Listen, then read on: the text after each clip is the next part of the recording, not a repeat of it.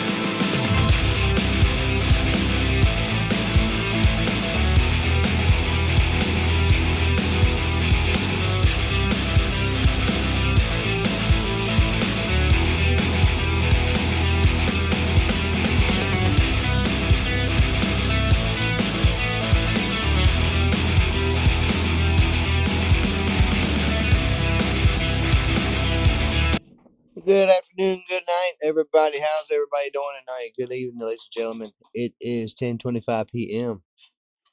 We are a little bit early tonight. We did not have a real breaking news at at 4 p.m. So we waited till now to come back on, but we have breaking news now. It is 72 degrees outside right now, y'all on the East Coast. It is a beautiful weather outside right now. A little bit cloudy, but very nice.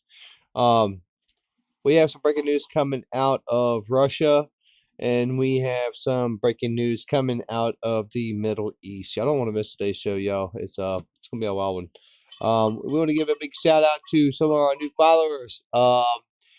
8K63 Briz 54. I appreciate the follow. KY Muck F7 U05. I appreciate the follow. Means a lot to us here at the Lone Wolf channel. It definitely means a lot. We try to bring y'all the best news that we can, y'all, and well, we try to give y'all hard straight facts. If it ain't facts, we come back on here and tell y'all, let y'all know that we was wrong.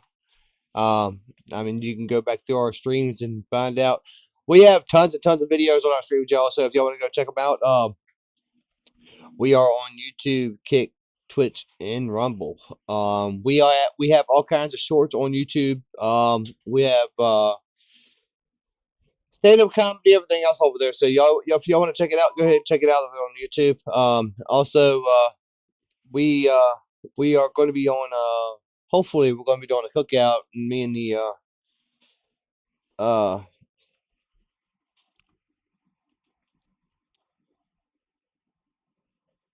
me and Ollie don't know exactly where we're going to be having it yet, but we're going to be picking an area here soon, and we will be letting y'all know a date. It's going to be in July sometime, or the end of July, the beginning. Excuse me. The end of July, the beginning of August. But anyway, I don't want to miss today's show. Like I said, man, we have some breaking news coming out of NATO as well. That y'all don't want to miss this either. But anyways, let's get to the show. Well, further ado, let's get to the new, y'all. Oh, sorry about that. Let me switch it back over. Sorry, y'all. I'm over here. I got click happy.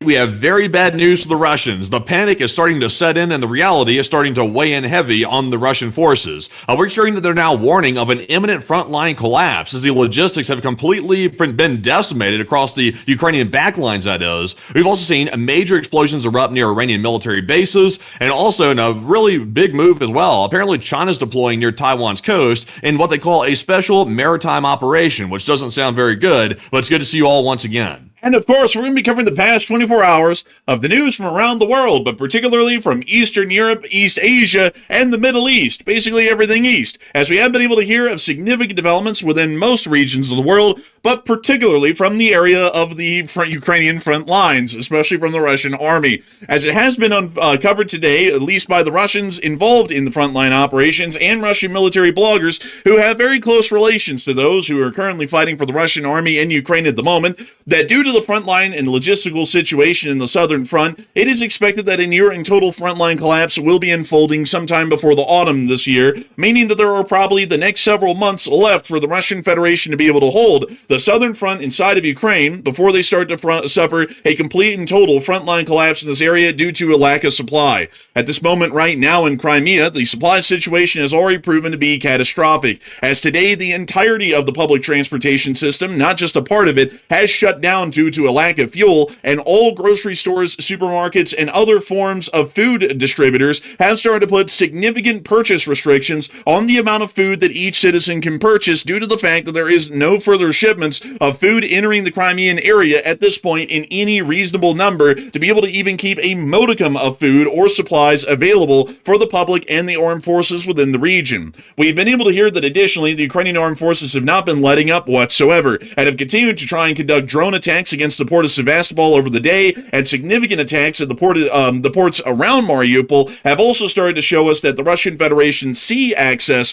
via these supply routes in the Sea of Azov are also beginning to diminish and disappear as well. We can surmise that the Russian Federation's position is that of the big-eyed hamster meme as they woke up this morning and found out it's done. Oh man, yeah, I think the big-eyed hamster meme might be an understatement at this point. I feel like the Russian meal bloggers are having pretty much an emotional breakdown today.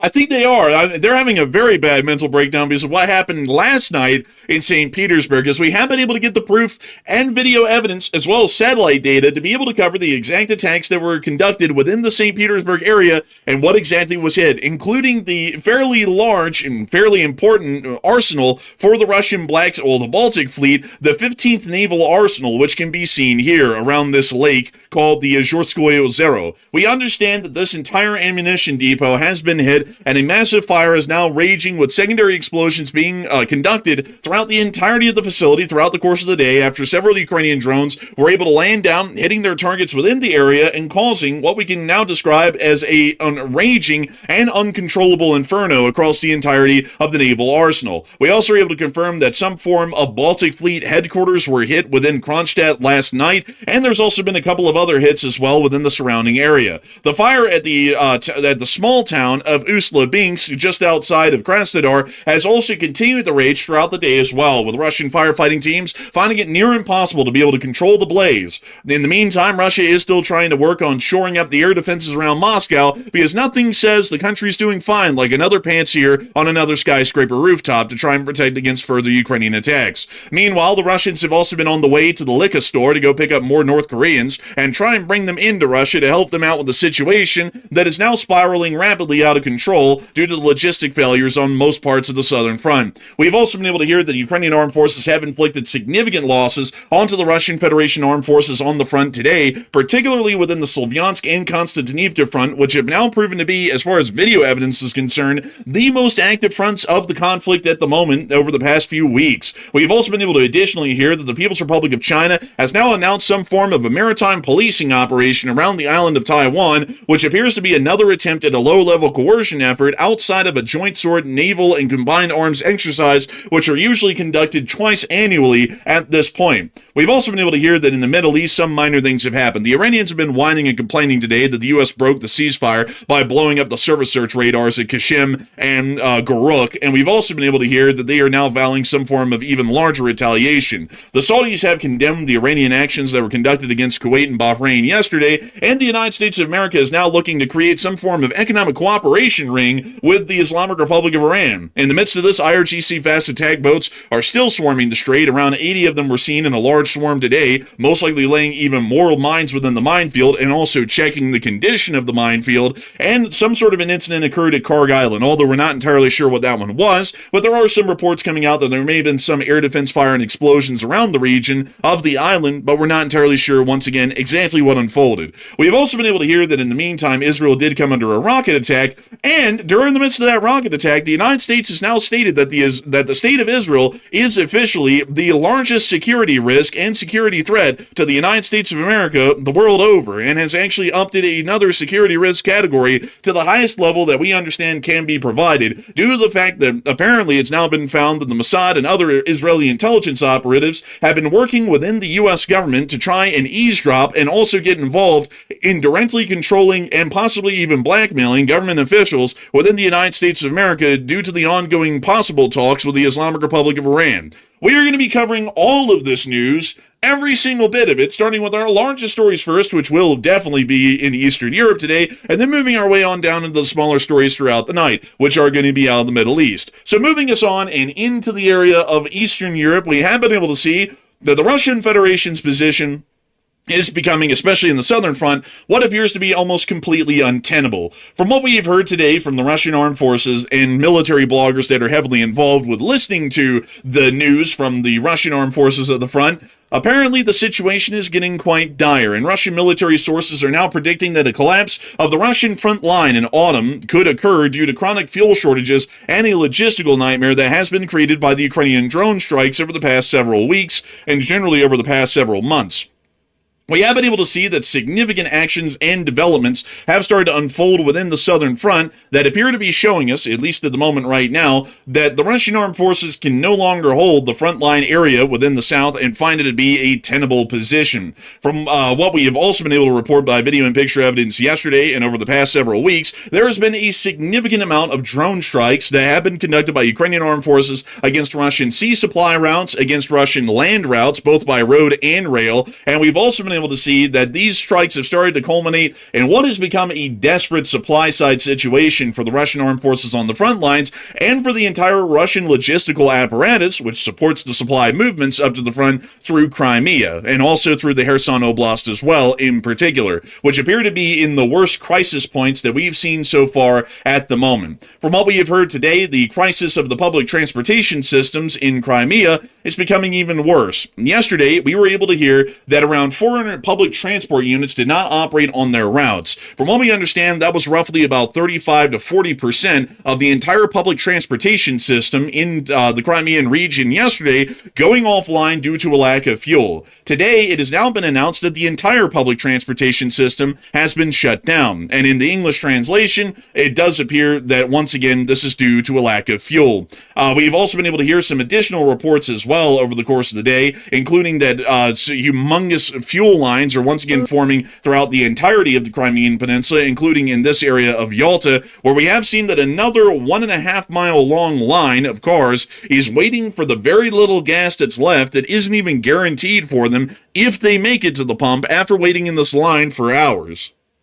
Jeez. Also, by the way, it's got to be kind of a scary situation because these Russians sitting right here in line probably won't even get gasoline when they get to the gas station, and you won't be able to even catch a bus. Like, the city buses aren't even running because the entire public transport system has collapsed inside of Crimea. So once these people run out of gas, they literally have to abandon their car where it's at, or maybe if they can be lucky enough to find a tow truck or be able to call one, maybe they can get a tow, but they're going to pretty much have to abandon their cars on the side of the road and just start walking. It's actually pretty crazy to say that because that is the fact of the matter. But what's even wilder about that is that a lot of these people that are apparently trying to get some gas or might be in the area renting a car are significant numbers of Russian tourists. And at the moment right now, the Russian Federation is apparently trying to find some way to help them out. According to Fighter Bomber stated, for tourists who have encountered difficulties leaving the Republic of Crimea, a hotline of the Ministry of Resorts and Tourism is available at the following number, said the head of Crimea, Eskinonov.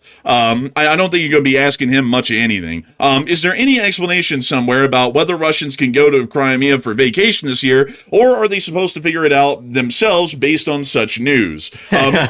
I tell you what, this is really interesting as well, because the people that go to vacation in Crimea are generally the Russian elite. They're the people with money. That's the people the Russians actually go to visit Crimea, to go to the beaches. It's generally people from Moscow and the surrounding areas that generally have the funds to go actually travel there. So not only are they not safe at home inside of Moscow, because Moscow's been getting hit left and right by drones, but now if they even go on vacation, they're not safe, and they really can't even make it back home because they can't get gasoline. So this is really a multi-pronged attack on the elite of Russia, which could be a turning point, because those are the people that actually have some pull when it comes to what Putin's doing. And the situation is truly desperate, given the fact that people are now having to try and figure out how the hell did they even leave Crimea, which, mind you all, the Russian government says is a legal entity in the Russian Federation. The Republic of Crimea is basically the equivalent of an oblast in reality, and is operated as such by the Russian Federation illegally since 2014.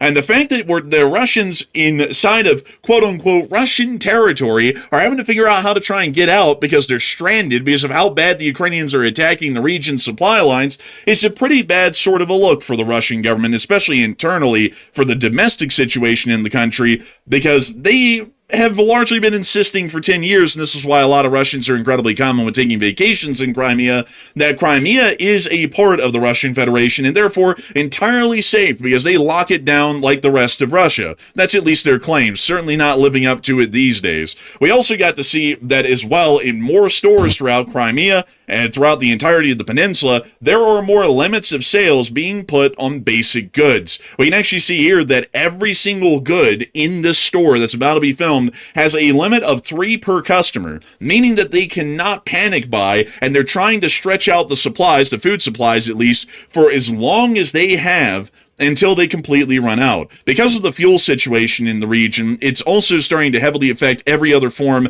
of supply line that exists for food, for clothes, for spare parts, for vehicles, for the Russian military, for everybody, because all of those supply routes were operated off of the Russian roads and railways which run through Crimea. The railroads, from what we know, are hardly able to get fuel for their trains, and also the road networks are hardly able to get diesel for the semis, meaning that the transportation of all goods is grinding to a halt in Crimea. And so for that reason, these grocery stores here that are selling these goods, these might be the last rounds of goods that they're able to sell in these grocery stores before they start running out of supplies. Generally in the modern day, though, just to let y'all know this isn't going to be happening immediately overnight. Usually in most areas of the world, especially here in the United States, there are distribution hub buildings that are usually in a centralized area for a certain region where trucks are able to pick up and try and ship some of the food over a very shorter distance, and also make sure that they are able to generally fluctuate to whatever sort of increased supply demand there is for specific food categories. So as long as those shorter transport movements can be made from the distribution centers in Crimea to the stores nearby,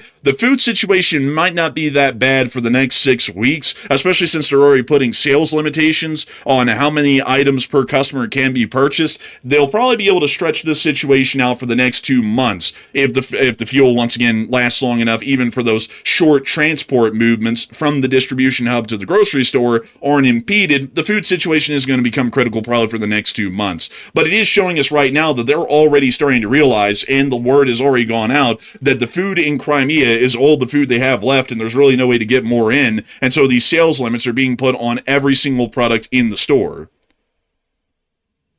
Of course, the lady filming is going to take 3 of everything. They said, oh, we'll take 3. It's like, oh, of course, take the limit, of course. What the hell even is this right here? Beans or something? It's like quinoa or buckwheat or something. I don't really know. I've never seen people just buy like bags of coffee. Yeah, I thought it was coffee at first. I was like, what is that? It looks like some type of small beans of some sort, which that's a pretty bad thing to have to start rationing like dry beans and dry goods like that. That should be the most common thing in the store, but they have it like it's exclusive or something. Yeah, and I mean, look at this. There's literally a limit of 3 on everything. I think they did this during the virus, like here in America at some point. I think they put limits on stuff like this. Like when the virus was coming around, they had like supply chain shortages. But I mean, not even, also, by the way, look at that. That's that like Italian pasta right there. I didn't know they still had that in the Russian stores. Oh, they just make the imitation stuff, you know. It's not real Italian. It's just looking kind of Italian, but still, it's quite interesting to know they're putting a limit on everything. They're putting a limit on the meats. They're putting a limit on the buckwheat. They're putting a limit on quite literally anything and everything that you can buy in there. Even rice. And that ought to be giving y'all once again an idea of how bad the supply situation's getting in Crimea.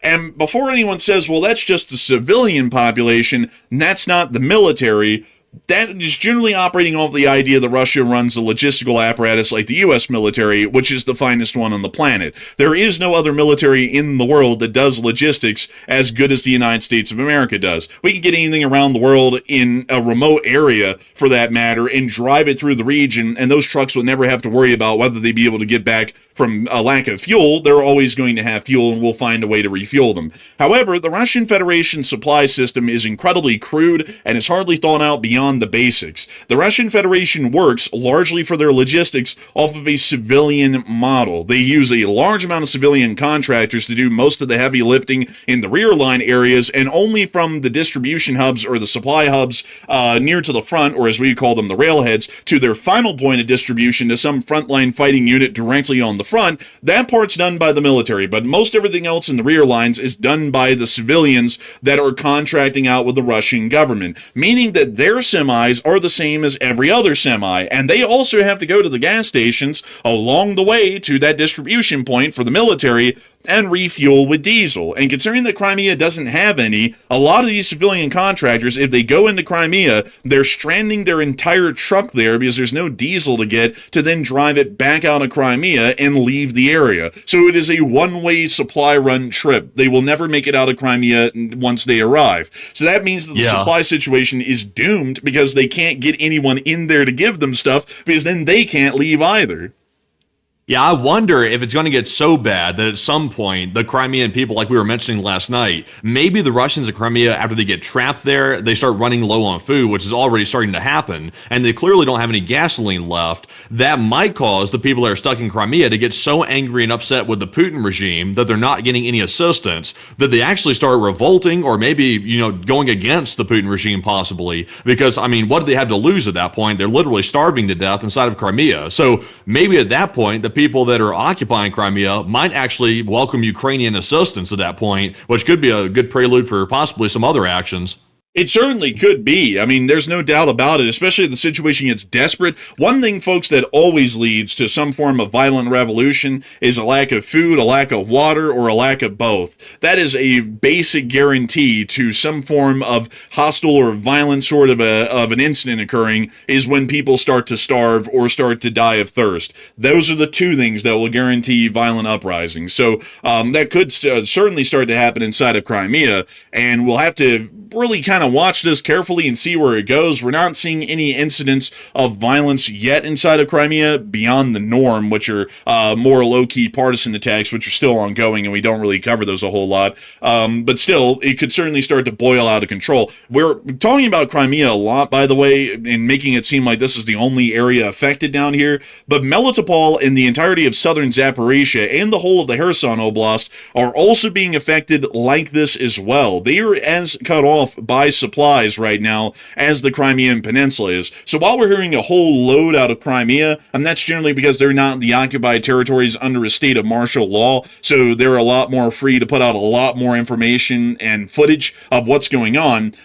Generally, the Kherson and Melitopol regions are also going through the very same thing. It's just that we're not getting loads of video and picture evidence to be able to confirm that, but we're most likely expecting that in towns, larger ones at least, that are in the Kherson region that are under Russian control, like the town of Skadovsk or, for example, Chaplinka or Melitopol, these areas are most likely seeing the very same issues. Public transportation is most likely ground to a halt. We're most likely seeing that food is being rationed in the stores with sales limits per customers. Gas stations have completely run out of fuel. We've definitely confirmed that in Melitopol a couple of times prior over about the past week. And so this entire area is void of anything. There's nothing at all.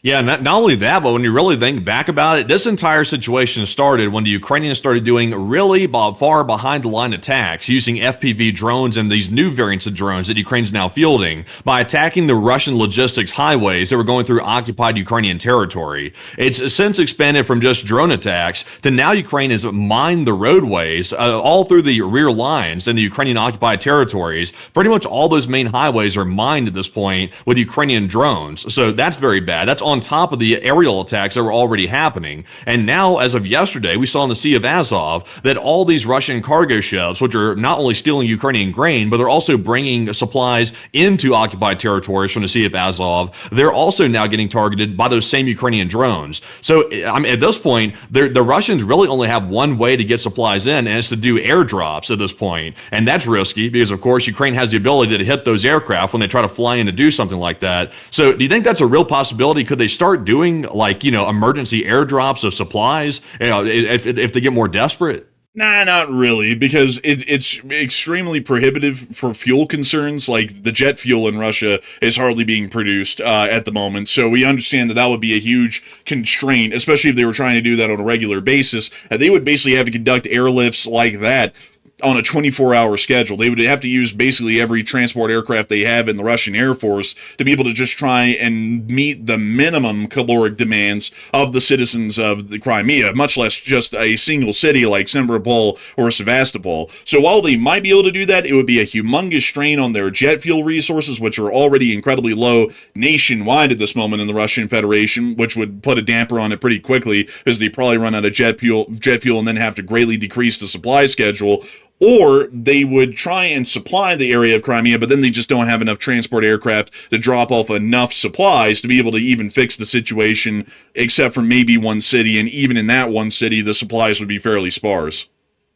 Well, it looks like all roads are pointing back to the Crimean Bridge at this point, which has always been a very big, like, symbolic target for the Ukrainians to try to hit. They haven't really successfully taken the bridge down, obviously. It's still functional. But as far as I've heard, there's apparently new weight limits the Russians have put on that bridge due to prior damage to the Crimean Bridge. But it's still an option, though. And the Russian ferry boats, they really aren't an option anymore because a lot of those have gotten hit, and also the few that they have left are pretty much at maximum capacity, as we did see a whole bunch of trucks queuing up on the Russian mainland side of the water bridge, I guess you could say, and they were trying to get on these ferries, but they couldn't even get on the boats because they were too full. So I guess the Russians might try to start cramming these cargo trucks back on the Crimean Bridge, but at that point, though, I mean, Ukraine has some very potent cruise missiles like the Flamingo. They have other missiles, too, in their arsenal that could end up hitting that bridge in large numbers, and that might be what takes it out.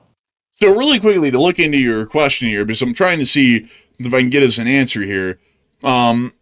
Generally, if they tried to supply even just one city in Crimea, they would have to recreate the Berlin airlift, which was the largest airlift ever conducted in history, which used 300 supply aircraft flying literally endlessly over the course of, I believe it was a couple of months in the 1950s, into the city of Berlin, and they had to operate, let's see, it was the Tempelhofer Field, which was still an airport at that point, now it's a park, daily. They had to get a whole bunch of ex-Nazis from the Luftwaffe to basically operate the ground crews to unload the aircraft just to keep the city alive. And even doing all of that, they hardly were able to feed everybody a decent caloric intake during the period of time of the Berlin blockade and the Berlin airlift. So I'd actually have to say, it would probably be even more impossible for the Russians to do that across the whole of Crimea, because they're not just dealing with one city like Berlin and just trying to bring in supplies to keep the people fed at a minimum during the blockade by the Soviets. They would have to feed Sevastopol, Simferopol, Kerch. Well, Kerch would probably be an easier one because it's right across the strait, but then they have to feed Feodosia, Yalta, Alushta, Sudak, Yevpatoria, Dzhankoy, Krasnoperekopsk, Armyansk. They would have to feed so many different cities throughout the whole of the Crimean Peninsula. They would have to find a way to truck it out of Sevastopol or Simferopol to those locations, or fly in and land there. And the supply route or the supply logistics on the ground don't even support the truck movements once they unload the support at the airfields. So, I mean, it's quite truly a lost cause at this point. It's literally impossible for them to even try an airlift. And you have to imagine as well that, remember, these logistics routes are mainly intended to supply the Russian frontline forces. That's mainly what it's intended for, because while Putin obviously doesn't want the people in Crimea to starve, or at least we don't think he does, he might not really give a crap, to be honest, but they're mainly focused on supplying the Russian frontline forces. So I would imagine whatever food is getting through, or whatever supplies are actually able to make it through that absolute highway to hell that the Ukrainians have created behind the occupied territory, most of those supplies, I imagine, are being rationed for the forces, not for the civilians, I would imagine, because that's all Putin really cares about right now, is simply not losing that frontline gains that he had gotten a few while back, of course. So it seems to me like the civilians are at the bottom of the list right now, which is going to get really precarious because, like you just mentioned with the airlift, that's going to be very difficult, almost impossible to get enough food in there to actually supply the civilians through airdrops alone. So they're going to have to go back to the bridge. I think I know what's coming after that starts to happen. Yeah, I think we're getting a pretty good idea that bad things are in store for the Russians right now on the southern front. And actually, speaking of which, a lot of people are talking about that in the chat right now, about what they believe is going to be happening in the southern front due to this logistical collapse. And Matthew, what are people thinking about that? And what are you thinking about that as well? Okay, so to jump right into this poll right here, it does say that Russian analysts are now predicting the collapse of Russia's front lines in Ukraine by fall. That's in just a couple of months, by the way, due to these logistics failures that we're currently seeing right now that's starting to plague Crimea and also plague the Russian frontline forces inside of Ukrainian territory. So what are your thoughts about that? 49% said the collapse will probably happen sooner than even fall. It'll probably happen in a matter of a month, if not weeks. 28% said collapse by fall sounds about right, like the Russian analyst said, and 15% said it probably won't happen the way they're saying it's going to happen. And this right now, I mean, literally can't get worse. Ukraine is slamming literally every possible method that the Russians could bring supplies into this area. They're slamming every possible way except for the Crimean Bridge. So it's very dire. Like, there's no exaggeration here whatsoever. This is about to turn into one of the largest humanitarian crises we've ever seen Russia face during the entire war. It's already there now, but it's about to get worse, and we're we're unfortunately about to see a lot of suffering start to kick in. So it'll be up to the Russian people whether or not they continue to abide by the Putin regime, or they finally stand up and say, we don't want to starve to death. We would rather turn to Ukraine for the help. And maybe then Ukraine will get some leeway with dealing with Crimea at that point. So I think Ukraine has a plan in mind. And I think the Russian collapse on the front line could be happening as we speak, and it could be speeding up a lot quicker than the fall. So I'm actually with the 49%. I think it could happen a lot sooner than they even predict. But Enforcer, what say you? I would have to say that a frontline collapse is going to be happening in the fall or a little bit earlier than that, at least off of the current state of the logistics situation that we're seeing right now. And I want to make it really clear, folks, that that's crystal balling. Like, this is starting to enter a time frame that's not within the immediate next few weeks, like the next 2 weeks, for us to be able to say with pretty decent predictability or accuracy what's going to be happening. So considering that any sort of prediction here is going to be 2 to 3 months out at a minimum, this is crystal balling to a degree. But in the current conditions that we're seeing the supply lines in right now, there is no way for them to be able to hold this area. An army has to be able to get bullets to shoot, food to eat, and gas to maneuver to be able to stay on the front lines like they are right now.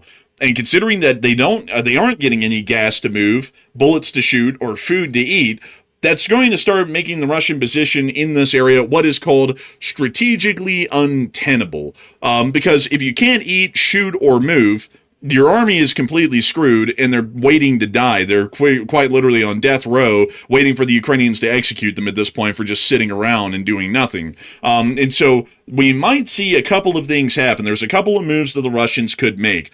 One, they could be given the order to stay on the front and hold it forever, no matter what. Even if they run out of everything, their order is to hold. That is a very likely order to be issued, given the fact that the Russian Federation is adamant that they will not lose an inch of ground at this point, although they are losing an inch of ground everywhere.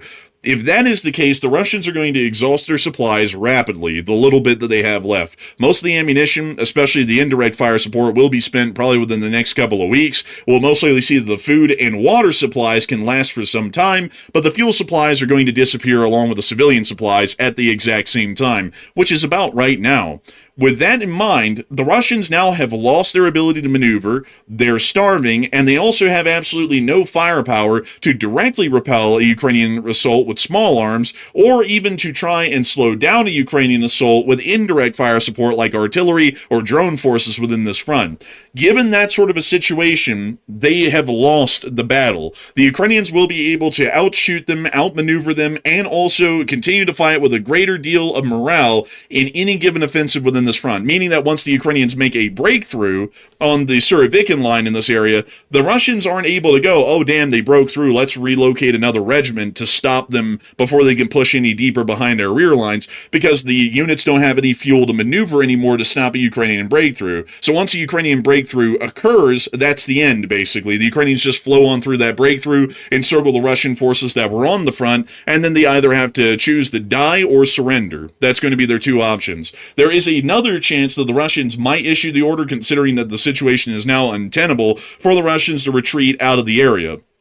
This is going to be a death sentence for Crimea if they do this, and this would also be a death sentence for the strategic position that the port of Sevastopol holds in Russian long-term global power projection strategy in the future, so this is a less likely order to be given. But if the Russian armies cannot survive, which they wouldn't be able to in this current condition if it remains this way, they might try and order a retreat and try and see about evacuating them across the Kerch Strait through Crimea, and they might also see some of the Russian forces retreat down in the Mariupol and then back out of the area, or reform a defensive line around the more usable supply lines, at least at the moment, around the Donetsk Oblast, meaning that they'll lose their land bridge, and they'll definitely lose Melitopol and all of Kherson, but they might be able to try and restructure a defense for some time around Crimea and the Chonhar and Armyansk gaps to try and buy themselves some time and figure out what to do next. Those are the two likely outcomes that we're probably going to be seeing here in the near future. And when I say likely, the second outcome I've just explained is highly unlikely, but it is still one that could possibly be ordered if they have some sort of a wiser or smarter strategist, because one who is stupid would be the one who decides to keep their units on the front and to quote-unquote fight until the last man when they don't even have anything to fight with or to eat or to maneuver with. That would be really stupid to do that. Although I wouldn't put it past Russia, though, because you know how Russia is. They don't care about their frontline forces at all. That's why they send them to their deaths by the thousands every single month. In fact, the tens of thousands sometimes. But also, by the way, I do have some news I just saw right now. Apparently, black markets are popping up in Crimea. I just got a video showing that. Apparently, Really? it looks like the Russians are now using their gasoline cars to go get gasoline from the stations inside of Crimea.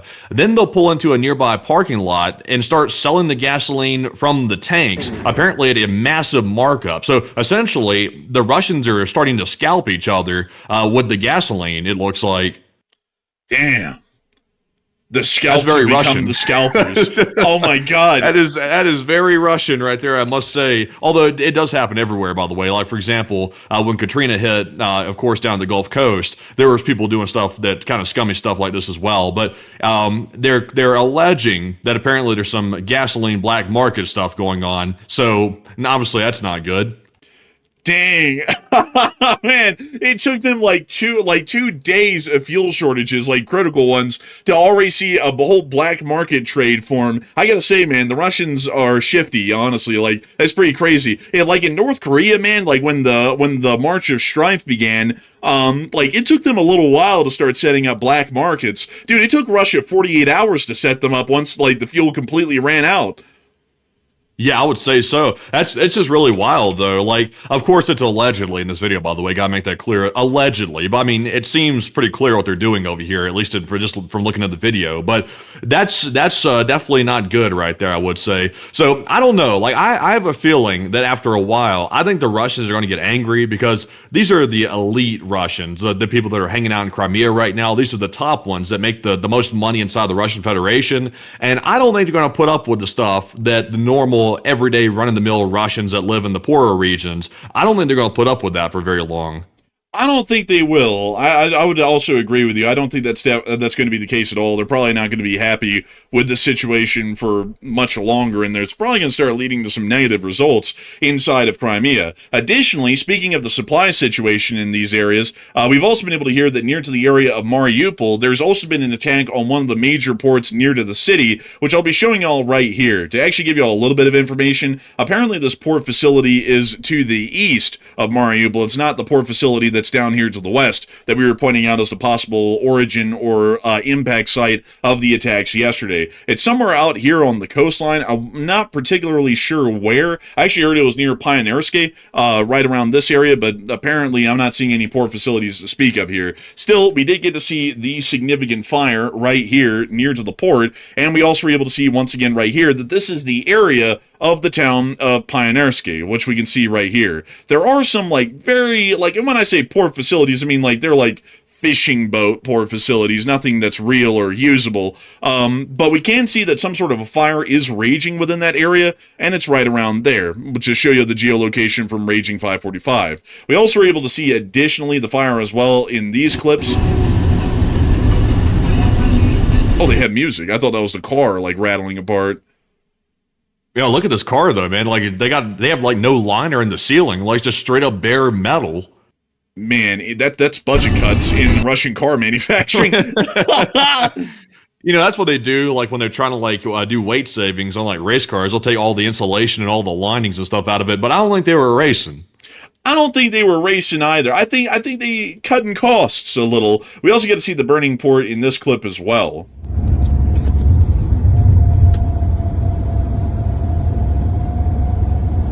That's some pretty bad hits right there. And this is the one at Mariupol, you say? Yeah, I would also have to say I think the geolocation from the first post is inaccurate because if I'm looking at this correctly, there's a large amount of cranes in Mariupol port, and there's also some fuel storage facilities here as well, right here. And that doesn't exist over at Pioneerske, so I think that was an incorrect geolocation by that one poster. It looks like this is actually Mariupol port proper, because it's not like you're going to see major port infrastructure in what is basically a small little gulf, a swamp basically, with this little tiny dock area with some fishing boats. You're not going to see anything like that around there with a whole bunch of crane gantries and whatnot. So So all of these actually came from the west, like we originally believed last night, from the port of Mariupol. Still, it is showing us that the Ukrainians are trying to hit and destroy even the sea access to the land bridge, and they're trying to deprive the Russians of the ability to even pull a ship up to the coast and try and unload supplies there, and try and make the supply runs a lot shorter and more direct to their point of access on the front to where they're trying to deliver the supplies. We also get to see even further attacks within the Donetsk region by the Ukrainian armed forces on film, which was shown in these drone clips here from last night. They ain't playing. And now we can see them putting up the information. This was a strike that actually was conducted in Pioneerske in the Donetsk Oblast, which is actually near that little swamp that we were geolocating. But it doesn't appear to be on any port infrastructure. It looks to be a possible supply hub building of some sort that was hit. And we can see the multiple drones hitting this building right here. They really did a number last night. Like, that was a pretty serious attack. And also, by the way, this was the first attack since Zelensky wrote that open letter to Putin and said he was willing to meet with Vladimir Putin. And he was even going to start negotiations from the current front lines inside of Ukraine, which was a big shock that he even said that. But this was the first attack, and it was a very large attack. So I think Zelensky was sending a message with this one right here. If Putin doesn't want to play ball, then he's going to go all out, which he definitely did. We can talk about peace until you turn blue in the face, or we can start talking about how we're going to put you to the glue factory.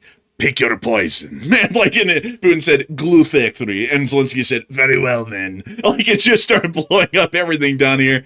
But we can see them continuing to hit targets inside of Pioneerske. This is the entirety of the clips that we're seeing so far.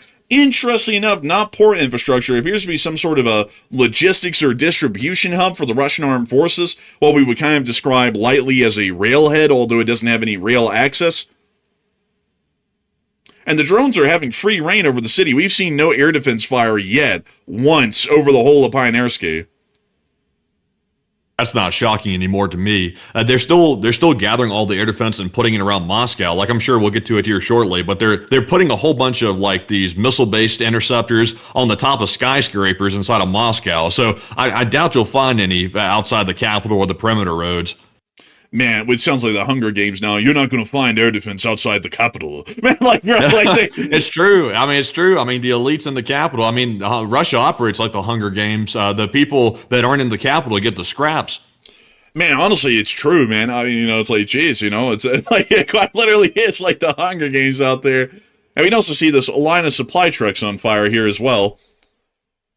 I know that's got to hurt.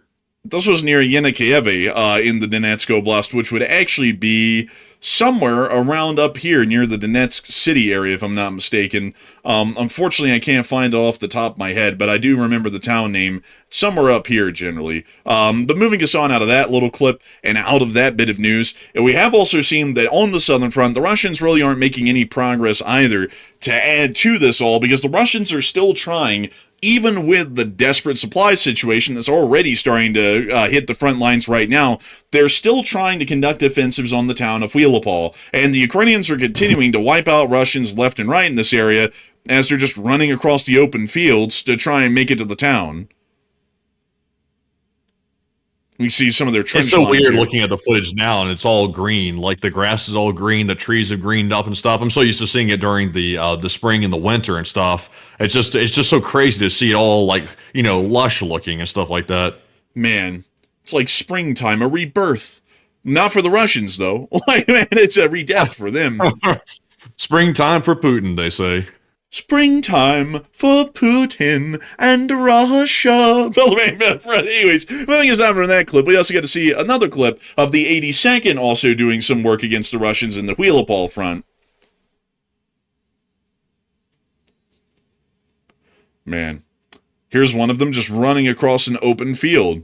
Why do they keep doing this? I have no clue. He tripped. We can also see this guy here in the trees. The trees sure as hell weren't speaking Vietnamese this day. We also see this guy who was just hanging out under another tree. A picnic, they call it. But the Ukrainians are generally stopping any Russian advances in this area, and we can see, interestingly enough, that all of the clips coming out of Huilopol show that they don't have any vehicle support to speak of, and it also looks like all of them are bivouacking, if y'all are noticing that as well. A lot of them are just sleeping in like little divots in the ground and tree lines and whatnot. So it looks like whatever the situation is on the Huilopol front, they're basically fighting like it's the 19th century. They're bivouacking in the wide open. They have no vehicle support or indirect fire support to speak of. It is just the infantry unsupported trying to still make the advances on the town of Huilopol, and of course they're failing tremendously because the Ukrainians have a large amount of indirect fire support and also have generally better conditions and better fortifications to be able to defend the city with against the Russian attacking forces. But with that all in mind, it is time for us to start moving on out of this area, out of the southern front, because while the Russians have apparently started to notice to some extent that the southern front is suffering tremendously and is starting to get geared towards a total frontline collapse, the Russians have decided to take a trip to the liquor store. And what I mean by liquor store is that they're sending an endless amount of flights to North Korea to apparently pick up more North Koreans and bring them on in. That's a hell of a lot of flights, by the way. Look at them making their way all the way over there. We know where they're going. Like they're going to the no man's land. They're going to Poverty Central to go pick up some supplies. So, that's very desperate. Man, apparently it's personnel because all of these aircraft are like, personnel transports, which is interesting to note. So we're guessing that they're bringing over another North Korean regiment of some sort. We're not really sure what type or what quality of unit this one's going to be. We know the first one sent over was allegedly North Korea's finest. And the Ukrainians ended up turning North Korea's finest into manure and fertilizer because they got wiped out on the fields of Kursk pretty quickly. So wait a minute, didn't the Russians have to literally pull the North Koreans off the front line because they were doing so bad that the Russian troops were actually tripping over the North Koreans while trying to fight because the North Koreans were obviously not doing a very good job, and also some of them were getting scared and apparently causing the Russians to trip over them. Yeah, basically that's what it was. Also, they were taking such bad losses and gaining so little ground as a result that it was a complete supply loss to keep them on the front because they were just losing tons of equipment in these endless, basically suicidal charges across open fields in the thousands, and they just kept getting mowed down by the Ukrainians in the hundreds each time they had attempted, and they'd never make it back. So the Russians were starting to view it as a complete loss. The part of the front they're occupying is a part of the front that's making no gains. All of their offensive plans are being thrown off because of it, and on top of that, that one regiment, which was made up of about, I think it was like 16,000 North Koreans, out of all 16,000 of them, I think something like 12,000 of them ended up getting killed, not wounded, killed, and I think the remaining 30% were the ones that were wounded. So with that sort of a situation in the mix, they just pulled the whole regiment off the front, whatever was left of it, and then replaced them with the Russians. Yeah, and I remember all the bullying that was happening. You remember the Russian forces were actually like doing horrible things to the North Koreans. They were sending them out on basically missions of death, essentially, where they knew they weren't going to come back. And also, not to mention, the North Koreans that weren't taken out got addicted to erotic imagery on their phones, of all things. So they sort of got hooked on something else that wasn't so great. And then when they weren't hooked on that, they were being sent out on these death marches, basically. So quite a bad thing. The North Koreans were really a failure. So if they're bringing more in, I'm kind of surprised. Man, we should make a North Korean style propaganda clip about the North Korean army and Russia and say, "This is North Korea today. Many North Koreans drinking coffee made of piss sit there on their phones watching erotic imagery." Man, it's say something like that. Man, it's crazy too. It was like letting out a caged dog or something like that. I'm not calling the North Koreans dogs, by the way. The citizens are citizens anywhere you go. But it was like a caged dog's been in a cage too long. They let it out. It got access to the internet and went crazy. Just went berserk. Literally could not get them peeled away from the phones. They're too busy looking at all this imagery on the phones. It was awful. I had seen the reports. I even saw a video of the Russians making fun of the North Koreans for even doing that stuff. So, I mean, it was wild. That was their first taste of freedom, and they didn't have it for long because they got taken out by the Ukrainians. Here we can see a North Korean barracks in the Kursk Oblast. We can see here that many of them suffer in abject conditions, wearing the lightest of blankets. This one on this bench, scratching his arm, is fiending for erotic imagery. Like, man, that man just stole a blanket. like the whole like North Korean clip deal. Man, honestly, I would love to do a clip like that on him. I wish we had enough footage to show of them to do that. But still, it would be absolutely hilarious. But a lot of people are wondering what's up with the flights going out to North Korea. There's a lot of them that have been unfolding just over the past week. And it seems to be suggesting that they're probably bringing in more personnel for some unknown purpose. But, Matthew, what are people thinking about that? And what are you thinking about that as well? Okay, so what do you think is going on with this? Because it is interesting that North Korea's soldiers did not do a good job on the front lines, so it seems kind of odd that Russia would be sending out flights to go pick up more of those soldiers, which are generally useless to a large degree. But we are seeing that Russia, nonetheless, is picking up these cargo flights pretty much nonstop to North Korea and back into mainland Russia. So what do you think Putin is hoping to do here? Because at this point, it's up to everybody's guess. 44% said it's probably just weapon shipments, while 36% said it's bringing back North Korean troops for the front lines, and 14% said it's about bringing food and supplies from North Korea to Crimea. So one thing I can assure y'all of, North Korea does not have food to spare. That is one thing that I can say with certainty. North Korea can't even feed their own people, so they're definitely not feeding the people in Crimea. And also, Russia's problem is not manufacturing food. Their problem is simply transporting it to the Crimean citizens. That's their problem.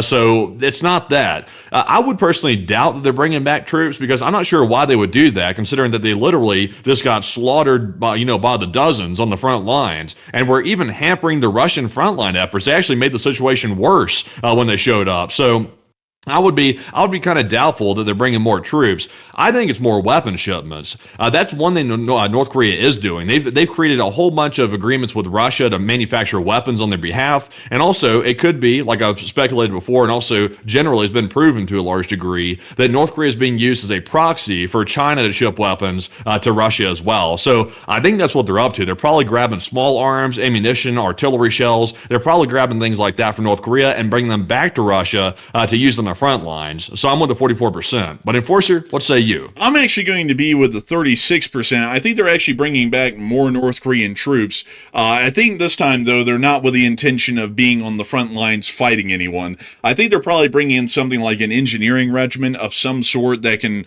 generally run some sort of supplies or logistics in the rear lines, so that way they can try and relieve or relinquish some of their additional Russian personnel in the army to put them into combat roles in infantry regiments, so that way the Russians can kind of do a little bit of restructuring with their remaining personnel and put more of them into the active fighting, and then let the North Koreans take up the logistical, basically the mule work in the background that doesn't require them to be tactically proficient. It just requires them to be there and, to push the right buttons, to press down the right pedals, and to do the job. So I think that's generally what they're probably trying to do, because we already know that Russia has run into a significant manpower shortage on the front lines and the rear lines. Russia's thinking about implementing child labor again to try and deal with the labor shortage, and they've also been shipping in migrant laborers from Africa and India like there's no tomorrow. I mean, plenty of videos that we've seen over the past few months have been showing that quite clearly. So I think that they're bringing in North Korean personnel because, once again, all of these aircraft are not aircraft that you can load any military equipment into. They're like, basically almost Aeroflot passenger aircraft, so they're definitely picking up some personnel. You can't put an MLRS in a passenger seat on a commercial airliner, so they're definitely bringing back North Koreans into the Russian Federation, probably some sort of an engineering or logistics regiment to run rear line support functions and to relieve more manpower for the Russians, at least for their frontline operations. Could be, honestly. I still would think it's probably like, I see people in the chat saying it too. They're saying it could be that maybe they're bringing in a whole bunch of air defense interceptors or something like that. I'm not sure about that specifically, but I feel pretty certain that they're probably just picking up a whole bunch of shipments of ammunition and things like that and artillery shells. That's my guess because, like I said, they can't get food from North Korea. It's basically a food desert. And also on top of that, I really doubt it's troops. I would have to stick to my guns on that one. I think it probably is ammo. But the thing about that, though, and here's why I'm saying, I'm finding that just unlikely. Let's look at the models here of the aircraft that are flying out to North Korea. There's an Airbus A319, a Sukhoi Superjet 95, an Ilyushin 96, an A148. Let me actually pull that one up. Maybe that one's one of note. 148, an A148. So that is a regional jet model. So all of these right now are configured just solely for like transport of people, not really any cargo. That T-134 that then disappeared. Then we see them all making their way over. And a T-204, let's see, a Tupolev 204. I think that's a larger, like medium-bodied, let's see, yeah, passenger aircraft as well. Actually, here's one in the Air Koryo paint scheme. Right here is a passenger aircraft. So all of them are passenger aircraft. Beautiful. You gotta love Air Koryo. I think Air Koryo was voted a #1 best airline by Kim Jong-un.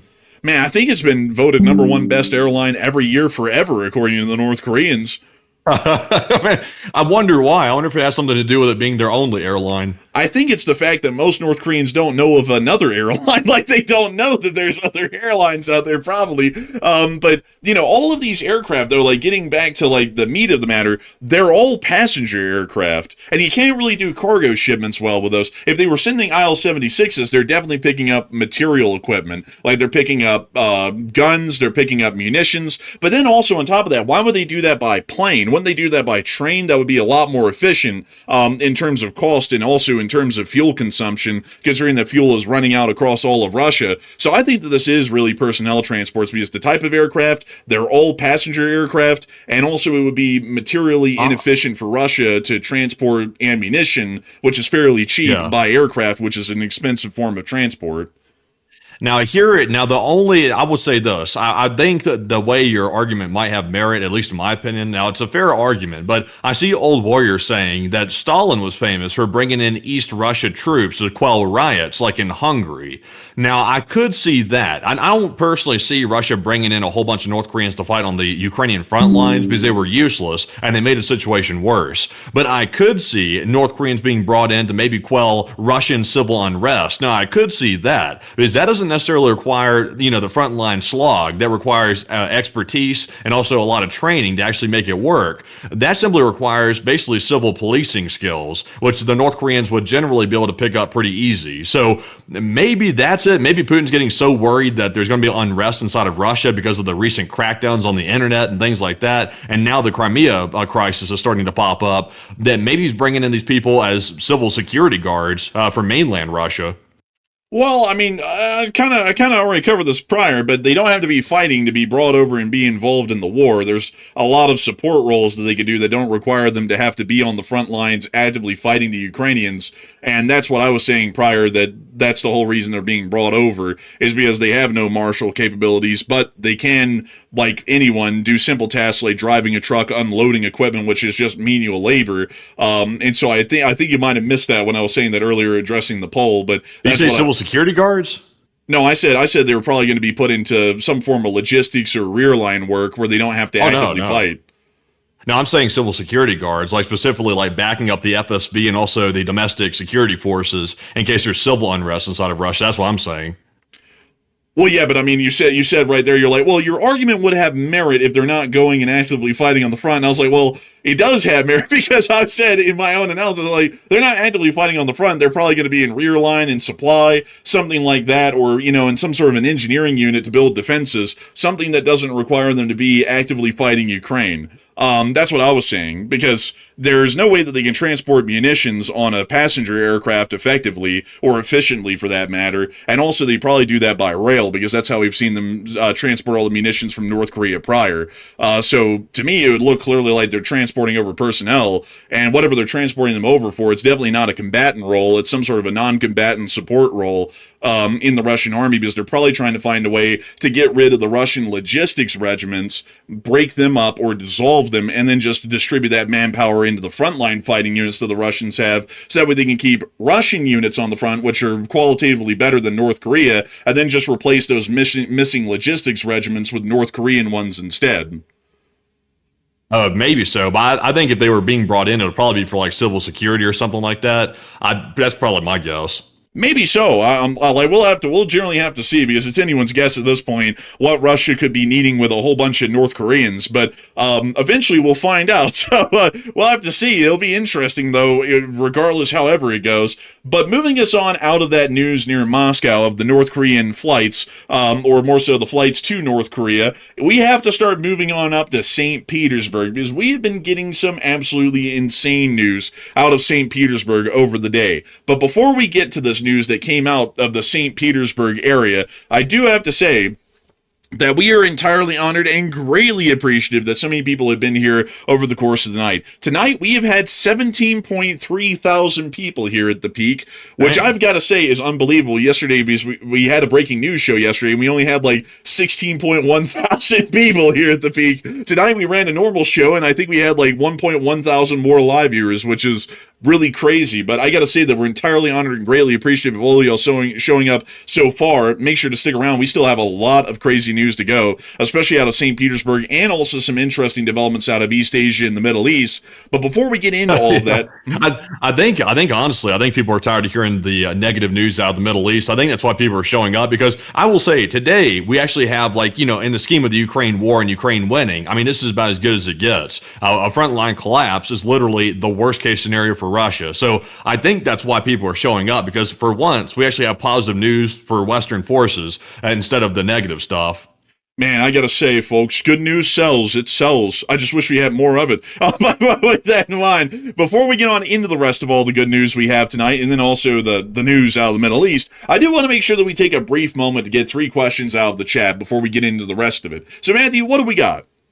All right, so jumping into our first 3 super chats, our first one goes to none other than a channel legend. It is BC Skyman, and thank you very much, BC. Hey! He threw in a combined $90 support, by the way, and we do appreciate that very much. That is the largest combined super chat of the night, and of course, BC Skyman, we appreciate that very much. That is what keeps our channel running each and every day, and without that support, it would be impossible to run the channel. So a huge shout to BC Skyman, and also all of our super chatters tonight that we'll get to in just a minute, but a huge shout to BC especially. But Enforcer, what say you? And I gotta thank you incredibly for the support, that unbelievably massive support, BC Skyman, and it's great to see you again. I hope that the HVAC business has been doing well, because I just saw you in the chat saying to some folks that it's been really busy, and I bet it would be. The start of the summer down in the south is always when the HVAC business gets busy, because it starts getting boiling down there. It was boiling out in Salt Lake today, though. It was like 91 degrees out here, but it wasn't the kind of heat that you get in the south. It was kind of more of a dry heat. Like, I'm not even exaggerating. It was actually like a drier heat out there. So it wasn't extremely bad, but I still don't like hot temperatures. Like, it's just not really my thing, And I will have to say, I'm very happy that we don't have to deal this year with like those extremely super humid, hot southern summers. Because there's a lot of cool things in the south, but the summers certainly aren't one of them, at least to me, because it just gets so hot. You can hardly do anything outside without feeling like you're getting beat to death by the elements, basically, just in a normal day. But I do have to say, it's a great thing to have you here tonight. I hope that you've been doing well and staying cool out there while working on folks' HVACs. And I thank you incredibly for supporting the channel and helping it to keep on running, because folks like you are old guards and channel legends of the show. If there ever was an old guard of the Lee Spring Army, and there was only one of them, BC Skyman would be the one. He's been around forever, since day 4 of our news coverage. And I've got to say that we're entirely honored and greatly appreciative of your support and you being here up until this very day and supporting this channel so that we can keep making this news possible for millions around the world. And so a humongous thanks to you so much once again. And also, BC Skyman, I definitely agree. Down there, Alabama and South Georgia, good God, it would get so hot. I mean, it would get so hot, folks. For the folks who've never been to the Southeast, it gets so hot in the Southeast.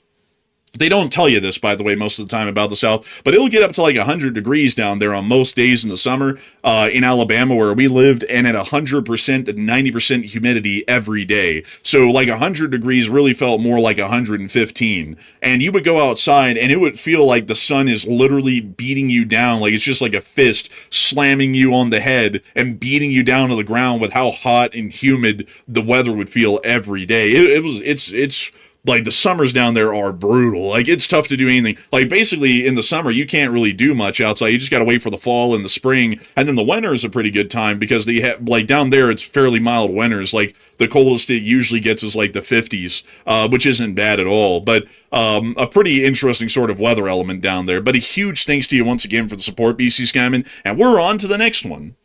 And our next one here is going to go to none other than Robert Betancourt. And thank you very much, Robert, as well, for the $50 support and helping to keep the channel running. And Robert said, I made $1,000 working the election in California. And I didn't know Wow. you could make that kind of money working an election like that. I wasn't aware of that. I never actually looked into it, but that's actually pretty solid right there, I would say. But thank you very much, Robert. And Enforcer, what say you? That's crazy. $1,000 to work an election. I never knew there was that kind of money. Hello, everyone. I'm the Enforcer. I'm running to be a candidate for an election official. But I got to say, though, really impressive stuff, Robert Betancourt. And also a good thing that you were a part of conducting the civic duty of helping to run the elections and make sure that the elections are run fairly. It's an integral part of our democracy here in the United States of America that people's votes are heard and that their representatives are elected. And it's a good thing to know that you were a part of that incredible and very American democratic process. So humongous thanks to you so much once again. I hope that does address that incredibly well. And also, before we get off of this one, I see some people talking about the heat deal, and a lot of people are like, yeah, it is hot as hell down here. I'm glad that's something that everyone can agree on. Y'all know something interesting. The South doesn't have this these days because of air conditioning, but back in the day, the U.S. Southeast was the only part of any English-speaking part of the world that got close to having something akin to like a Central American siesta, if y'all didn't know.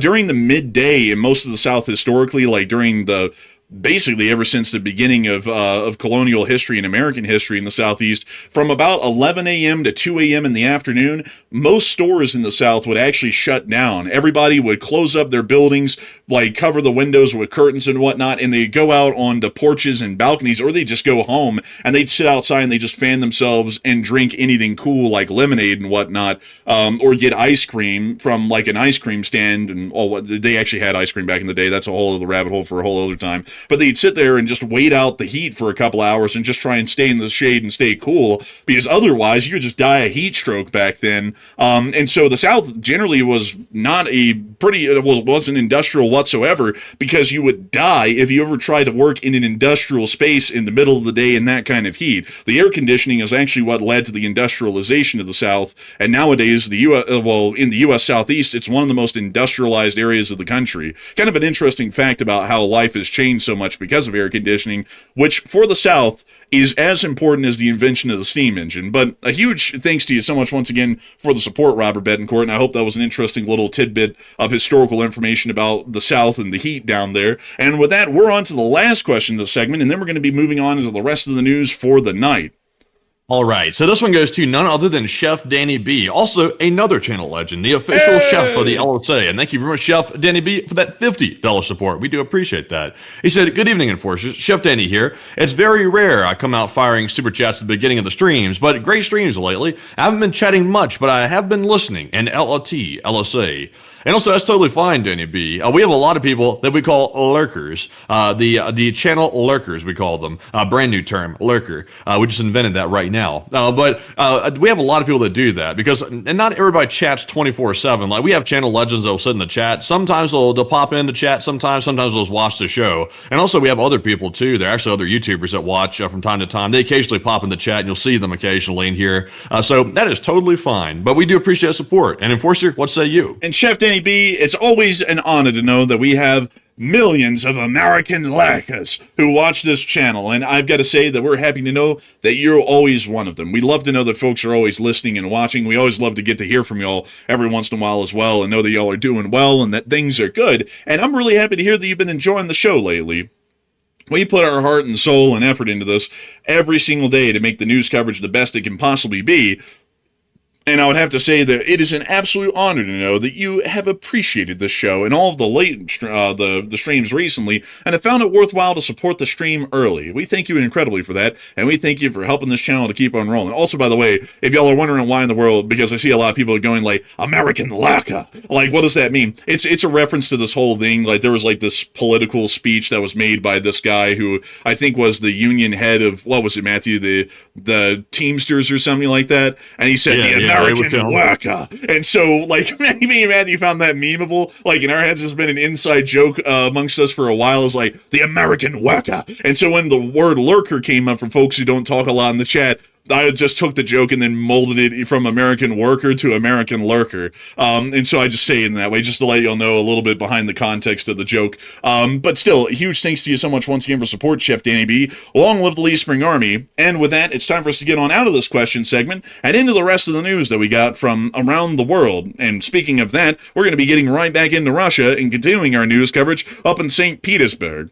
Up in St. Petersburg, things went poorly yesterday. Apparently so poorly, the Russians had to announce that they shut off the internet. In accordance with the recommendations of the operational headquarters, or according to Alexander Beglov, who is the mayor of St. Petersburg, I asked St. Petersburg residents to remain indoors and not go outside. Mobile internet service may be disrupted. Further information on the elimination of the air threat will be provided. So it looks like they literally cut the phone lines and stopped the spread of disinformation from how bad the attacks were going yesterday.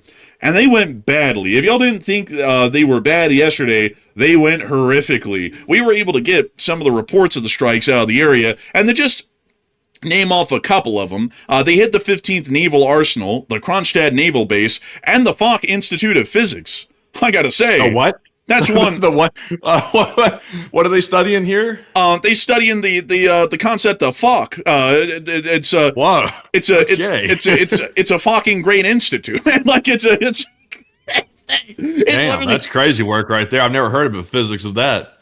Man, it's literally spelled F-O-C-K. Like, I'm not joking. That's literally the word. I don't know why it's called that, but, one hell of an interesting place up there. We didn't get any clips of it on fire, at least yet, but we might in the future. We also got to see some general clips across the whole area of the attacks that were conducted in the St. Petersburg area, and here's just a montage of some of the interesting clips from the wider area of the strikes and everything that's on fire right now. That's Kronstadt, we believe. Yeah, I think that's the clip we saw yesterday right there. I was about to say, it looked menacing at first. I was like, wait a minute, I think I've seen this before. Бля, уже 12 что ли, нахуй. Yeah, we definitely saw this yesterday. I saw this one last night. We didn't see this one. Like, we did not see this one. I was sitting there thinking, I was like, damn, are all these clips we saw last night? We definitely did not see this one. That one might actually be the Foch Institute of Physics. Man, I gotta say, I actually heard that a lot of those North Koreans who were looking at those erotic images on their phones, I heard that they were also starting the study of the Foch Institute, but I'm not entirely sure. We also get to see in huge news that the 15th Naval Arsenal just outside the city, right here, also appears to have been blown up. Also, there's apparently a hotel on the perimeter called Moore. I think I'd want less. Actually, yes, looking at this looks like the back rooms. I think I'd want less. Damn.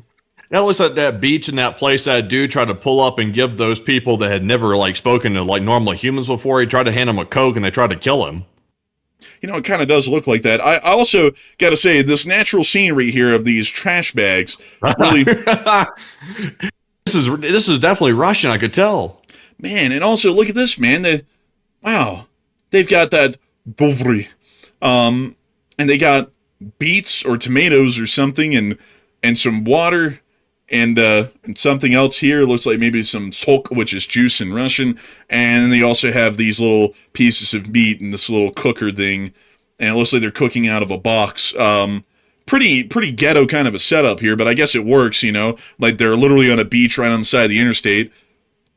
This person's apparently building a snowman that's throwing it back. That's the institute of, you know what? Oh, damn, they giving it that stanky leg. Oh, yo, get it.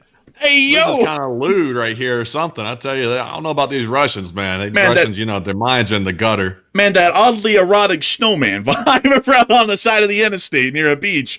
I'd have to tell y'all that this Moore area here, I don't really know about it. But anyway, south of it is this giant naval arsenal, and it is on fire. Allow me to show y'all. Here's the clip. Oh, that's music. I thought that was the fire. Ah, yes, the fire is raging here. Ah, yes. I see you know your arsenals well. Good one. And you, sir, Are you ready to receive, my lip arsenal? But here's also a heat map of the area. It looks like the whole northwestern side is burning right now.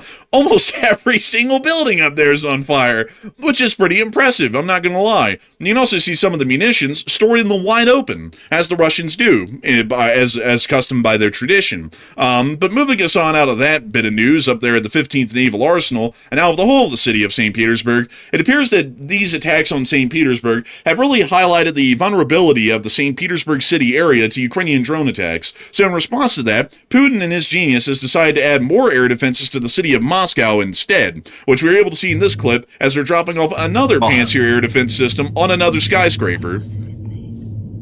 Did they add that pad on top of it? Like, what is that absurd, like, pad that's on top of the skyscraper? From what I know, that was already on top of the building, but I'm not entirely sure. Oh, look, they have a watcher over here. It's just watching this whole thing. This is the goofiest stuff I've ever seen, literally lowering it on top of a building. It's like, can that building even tolerate that much weight being put on the roof? Probably not. But do the Russians care? Nah, like, bro, they don't care at all. So, you know, something else, you know, to speak of there. I mean, they found out St. Petersburg's weak on air defense, so they just added more air defense to Moscow and didn't do anything to fix St. Petersburg. Real Russian logic coming out in its finest. We also got to see that down in Tyumen, it appears that there was also a fire on a refinery here. This apparently wasn't caused by a Ukrainian attack, but it was a nice one.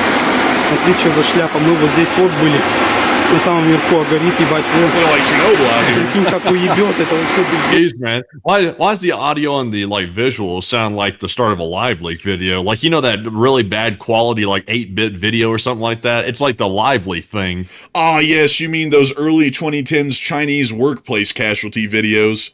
It's like recorded with a potato or something. Man, in those videos, you would always hear it. It'd be like, like it'd be something like that kind of audio quality. It'd be like, damn, can they get a better phone to film this on? You know, for our internet viewing. But there's a fire at that Tyumen again. And you said this was not caused by a Ukrainian attack? Apparently not. I mean, it's farther than any attack we've ever seen so far. The farthest drone attacks we've ever seen were Chelyabinsk and Yekaterinburg, and this is about another 150 miles east. So unless the Ukrainians got some sort of a magical drone, which Osin Tentacle is saying it's a drone. Osin Tentacle is saying it's a drone attack. Hold up. I hate to tell you, man, but this is actually an attack here. I was about to say, that's why I was double checking with you on that. This is one of the longest ones they've conducted. But yeah, they're saying, I thought it was maybe possibly a cruise missile, but they're claiming in the post it was drones. But yeah, I was like, there's no way that thing caught on fire just on its own. But it can't be. It can't be because the longest range drone we know of is 1,250 miles. This thing is at 1,330 miles. Like, I think that would be out of range. That's why I was thinking it was a cruise missile, because I think the fire point missiles, like the Flamingo, I think they can go possibly this far, I believe, but the drones would be stretching it a little bit. So it seems like an attack to me. Like, I'm not sure if it was a drone or a missile, but it definitely seems like an attack because that fire is way too large, and also right in the dead center of the actual refining unit itself. This simply be some random spontaneous fire. I don't know, man. I don't know, because this is so far away. Like, this would be the longest range attack ever conducted, and also, we haven't seen any clips yet showing the drones coming in, or a missile coming in, and that's kind of leading me to believe maybe it isn't a Ukrainian attack, maybe it just happened, because we don't have any proof of anything coming in yet, and usually we have that. Like, we have that in every incident. We even had that for Yekaterinburg and Chelyabinsk. Yeah, I mean, I was double checking here to see if I have the video of that. We don't have the video. I see some people saying that a fire or a blaze broke out. I see Noel reports saying that, but then I see a whole bunch of other reports claiming that it's a drone attack. So I guess at the minimum we can say it's undetermined, but I don't know. Like, that's a pretty big fire right there to be simply a spontaneous one. I guess it's possible, but it looks like very similar to a drone attack. I'm going to have to say I think it probably was more so just an incident more than a drone attack, because we don't have any footage at all of a drone near that area right now whatsoever. Like, on the approaches to the city, in the city, or at the refinery hitting it. Or a missile, for that matter, either. And if there was a missile that hit, we would definitely have footage of that as well, because the air raid sirens would have gone off. There would have been this whole ordeal, and it doesn't appear that there was any of that around there. So I'm believing that it's probably an incident that happened, and I think that's also why, a lot of people some people are saying it wasn't an attack, it was just an incident. Others are saying that it is a drone attack, is because it might be a little bit unclear. So I would say that's indeterminate as well, because there's really no proof to show at the moment definitively that it is or isn't a drone or missile attack. But this would be the longest range one of the war if it was. And that's also the reason why I'm thinking this is a little bit unlikely, because if it was, I feel like the Ukrainians would say something about this as well. Like the Ukrainian MOD, they would be like, we've just extended the range of our attack drones even farther, and they just hit Tumen. Because, I mean, this is literally the farthest out we would have seen anything at this point. Yeah, I mean, I, at this point, I would rule it out just because it's too far, but I don't put anything past the Ukrainians anymore. Like, we've seen that one that was way up there at the top. There was like some spot almost like near Siberia. Go back to the Google map for a minute and go back up there. I can't remember the name of it or off the top of the bat. Scroll up to the top of Russia. There was like some little peninsula up here that they hit. You know what I'm talking about? It was like some refinery up here. You know Wasn't what I mean? it near that like little shitty town, like Varzuga or something? No, let me go get my own Google map here. I need to find that's this out. That's not that far though, because this is the Mercator projection, so things look a lot larger the further north or south you go from the equator. I mean, that's only like a range. Let me measure it out here. That's like a range of like 1,000 miles. Even to the north, the very north of Russia, that's 1,200 miles, which we do know that's in Ukraine strike range. All of that would be. But when you start getting out towards a place like Yekaterinburg or Chelyabinsk, that would also be at the very extent range of the farthest drone attacks we know of right now. Yeah, they've gone really far. I can't remember the place right off the bat, and I can't really find it that easy, but they've done some very far ones. So, I mean, I wouldn't put it past the Ukrainians. It seems like every day these days they're coming out with longer and longer attacks, but using new weapons. So, I don't know. We'll just have to leave this one up for debate. I suppose so. I suppose. Hopefully we'll get a Ukrainian statement saying they actually conducted that attack. That would kind of settle the whole matter altogether. But moving us on out of that and on out of the Russian Federation for a minute, we are actually going to be moving on and over into the Strait of Taiwan, or as they call it, the Formosa Strait. According to some information that's come out today, the People's Republic of China is now launching a special maritime operation east of Taiwan, ramping up its response to a recent agreement between Japan and the Philippines to negotiate maritime borders in the area and deepen defense cooperation. We've also been able to hear, additionally, another statement that came out very similar to this as well, but Geo Insider went into a little bit more details. For anyone tracking it, the real question is whether it shows up on AIS at all, and with these units, the honest answer is usually not much. The gap is to point. The PRC Coast Guard and the maritime safety ships around Taiwan have a long habit of running dark, switching off AIS during exactly these law enforcement sorties, and Taiwan's own Coast Guard has called it out repeatedly as a way to stay untrackable. There's a documented spoofing problem on top of it. Fake PRC signals planted near the island muddy the picture, and the absence from the map is an absence from the water. The next thing to read is whether Beijing puts out an official poster naming the holes the way it does when it wants an operation seen, or keeps the ship quiet and lets the announcement carry the weight. The first means it's theater for an audience, the second means the presence is the message, and the proof is meant to stay deniable. Either way, the announcement is loud, and the ships, for now, are not. So it looks to be another low-level coercion effort, once again being conducted by the People's Republic of China against the Republic of China on the island of Taiwan, mostly to try and build up some pressure against them, and also try and show that Taiwan is attempting to, actually the Communist Chinese are once again trying to exert direct influence and treat Taiwan's territorial waters as China's territorial waters by possibly allowing the Chinese Coast Guard to operate within the territorial waters and exclusive economic zone of the Republic of China on the island of Taiwan. We've seen these sorts of incidents unfold in prior times over the course of the stream with the Operation Joint Sword military exercises and other impromptu, immediately declared exercises that have also been conducted unscheduled as well, and it appears that China is continuing to keep pressure high against the Republic of China on the island of Taiwan to try and force them into thinking that they have no other option than to meet with the Chinese, the communist ones, and try and agree to a one-state, two-system solution. And Matthew, what are people thinking about that right now, and what are you thinking about that as well?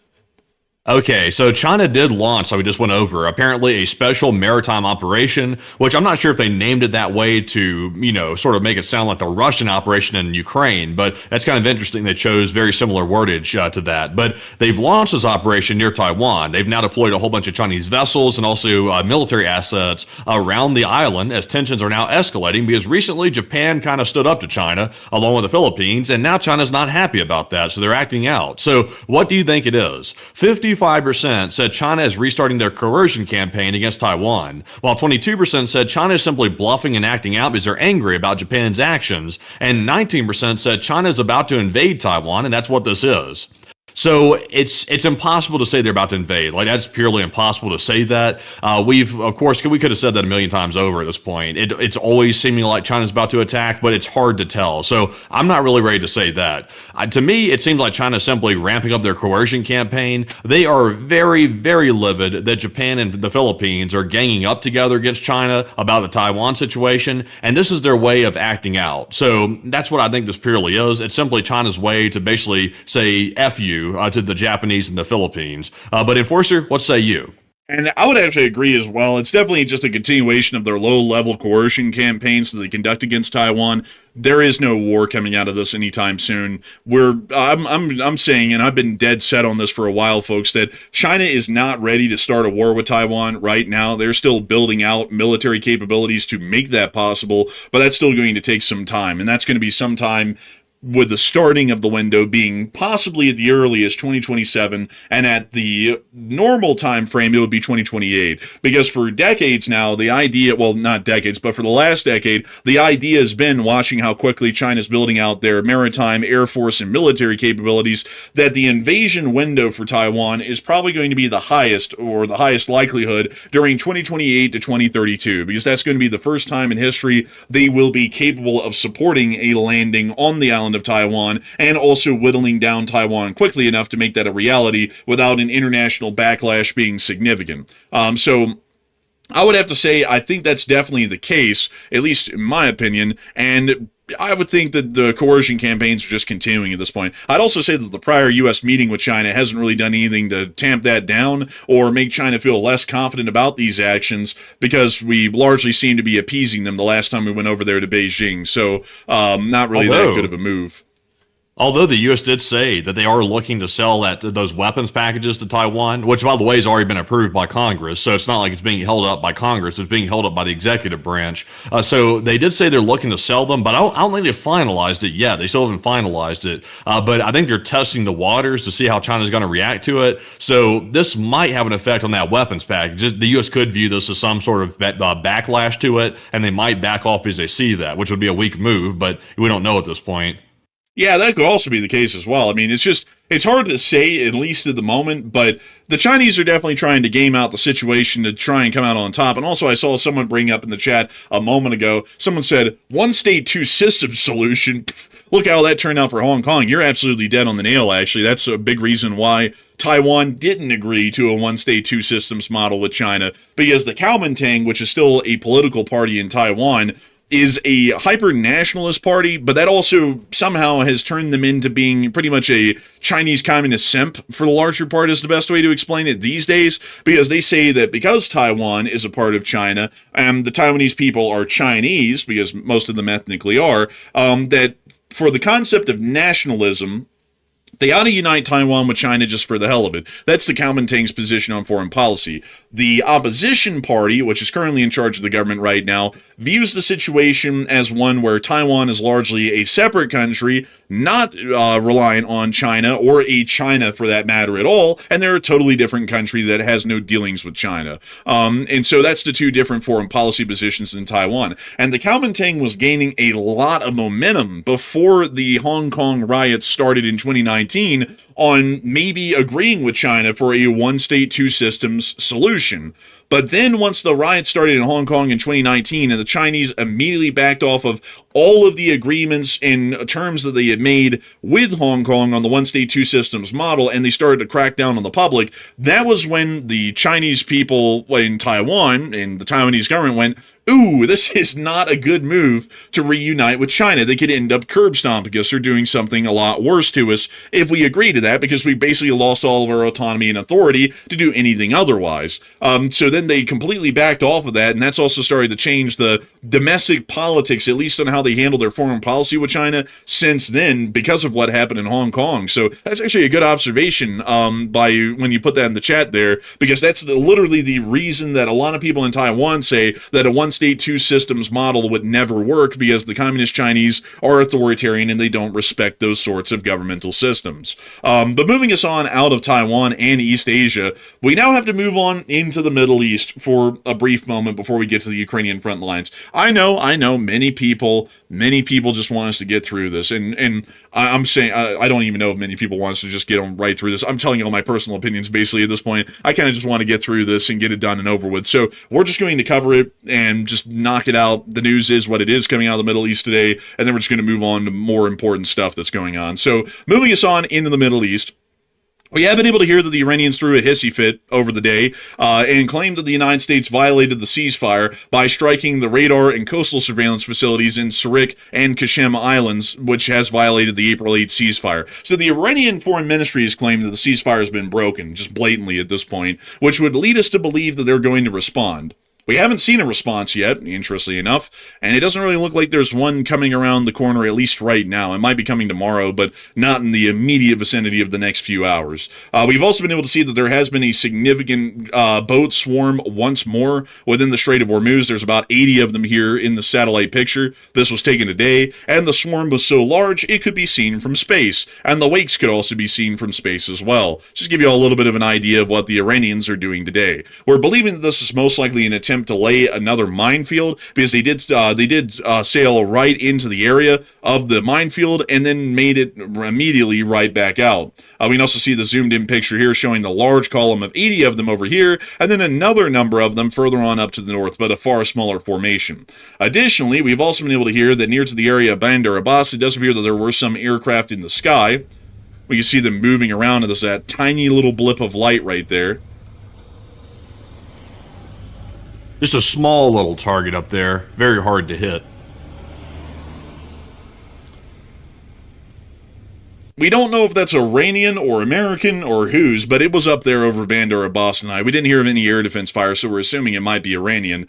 We've also been able to hear that in the meantime, the U.S. intends to use available tools to make Iranian assets accessible to Gulf allies, funding rebuilding and repairs for future damage caused by Iran. So basically, That's an insult to injury right there, isn't it? The Iranians are wanting that money back, by the way. The Iranians are saying that if the U.S. wants to make a deal, then the U.S. will have to give back all those frozen assets, basically right back to Iran, which is multi-billion dollars of assets. So if the U.S. follows through with this right here is like basically like slapping the Iranians in the face to a large degree, which is actually a pretty decent move.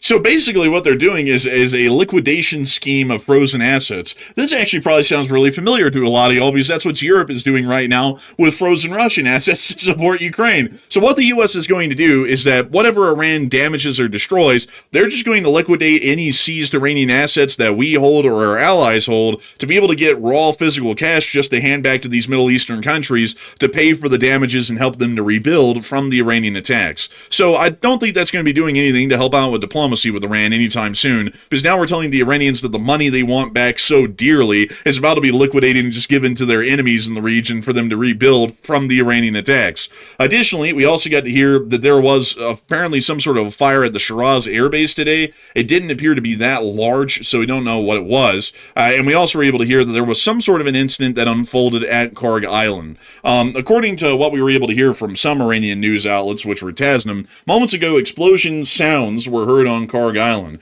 These sounds are related to the neutralization of ammunition in the Baragon oil area, which was heard on the island. These explosions are controlled and there's no cause for concern. I don't believe the Iranians for a minute on this. Something happened, we don't know what, but apparently something blew up on Karg Island and they tried to explain it away as controlled detonations. of some sort on the southern area of the island. We've also been able to hear as well, additionally, that inside of Kuwait, the Kuwaitis have stated that the Iranian attack was a flagrant violation of the ceasefire. So the Kuwaitis are on board with the Iranians and saying that everything that happened yesterday was a clear violation of the ceasefire. And at the same time, we've also been able to see that the Iranians did put out videos of the missiles they fired at Kuwait yesterday. Here's the clips. What the heck? What kind of missile was that? That looked like an unusual missile that Iran typically doesn't use. Is that the normal one or is that an unusual one? That'd be one of them Godders, I believe. I think isn't that a medium range? I think so. Let me pull these up. Let's see. Iran missile ranges. Let me see. I haven't really seen them using that one in the recent attacks. That seems to be one that's kind of unusual. Let's see here. Oh no. This one's normal. This one's a little normal. I'll tell you what. I had to check. I actually got this all right somehow, luckily, because I said I think that thing's a Goddard. It is a Goddard. This is the Goddard right here, which has a range of 1,900 kilometers, which is pretty long range to hit Kuwait. Yeah, I mean, they could have hit Kuwait. Yeah. That's what I'm saying, man. They don't use that normally. Like that's a medium range ballistic, which is overkill to say the least against the Gulf states, because it's literally underusing its range to a large degree. So I don't know why they're doing that. It seems kind of weird. It is a little bit weird, but then again, they did also use IRBMs that had almost 2,000 kilometer ranges against Israel, which was well within the range of, short range IRBMs. And we saw that back in the day, they were using Karam Shahar 4s and others like that to attack Israel. So I guess it's not out of the question for them to completely misuse resources like this. Maybe they have a lot of them, so they're fine with wasting them. But it is kind of interesting. I will have to admit that is really interesting. You're using an IRBM at SRBM ranges. That's really bizarre. But there's the I guess the main thing that pops into my head is maybe the Iranians are short on the short range missiles. Like maybe they used up a whole bunch of those, and the ones that are readily accessible and easily able to be used are the medium range, because that doesn't make any sense at all to waste a medium range on such a close target. Yeah, I would say it's just really weird. Like, it's a normal missile, by the way, folks. I do want to say the Goddard is a fairly normal one, but it is pretty irregular to see it used against such a short-range target. That is quite odd. And there goes a load of them, apparently. Oh, is it Syria? Oh my God.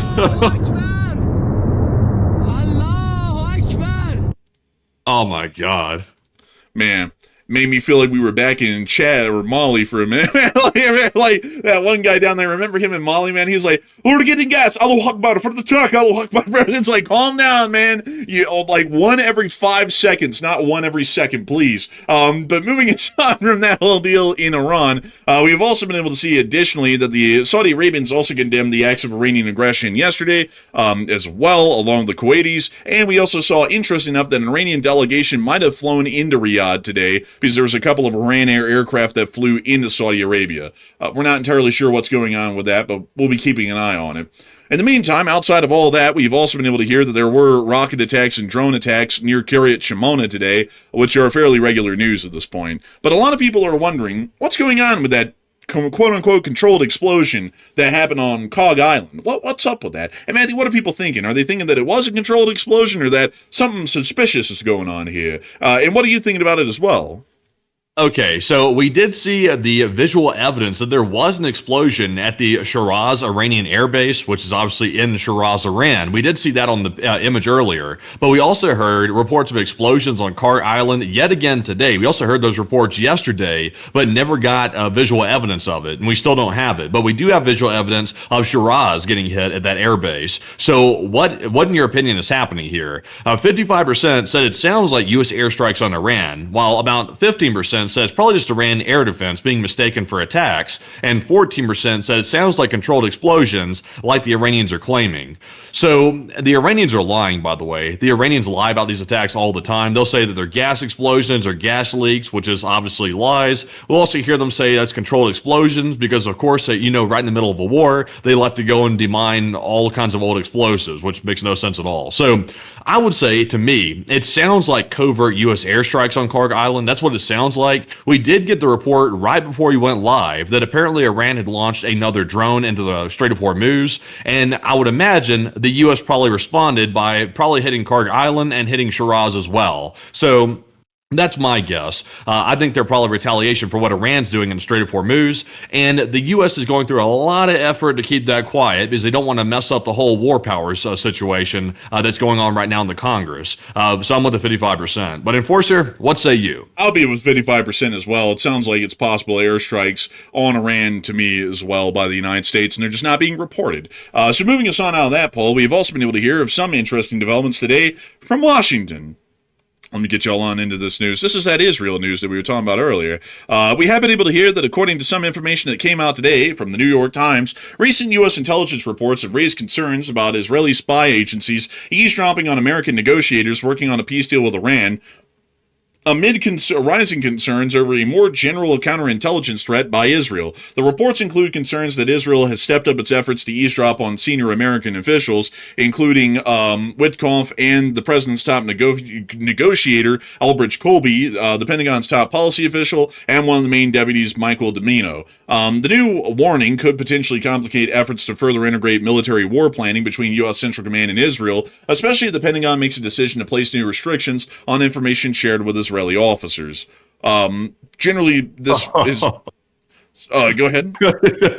I was just about to say, I could have sworn that the Israeli intelligence services were already classified as a critical threat. At least that's what I've heard from people that claim to be in the know. That's what they claim. But they're acting like this is a new thing. Also, by the way, this is also allegedly, of course, so take it as you will. The Israeli intelligence services are not allowed to go into, for example, the CIA building in Langley. They're not allowed to go in. If a U.S. intelligence officer or an official wants to meet with an Israeli intel asset, they have to go somewhere else. They don't let them in the building because they're a huge counterintelligence risk. So I didn't think this was new, but they're acting like this is a brand new thing. I'll say this. I do believe that Israel does conduct a whole bunch of counterintelligence, probably to a degree that is probably crossing the line, to say the least, multiple times over. So I don't know. Like, maybe they're doing it. It sounds like they've apparently uncovered something really serious. Like maybe they were wiretapping some of these officials or something like that. It sounds like it's something pretty damn bad for this article to come out.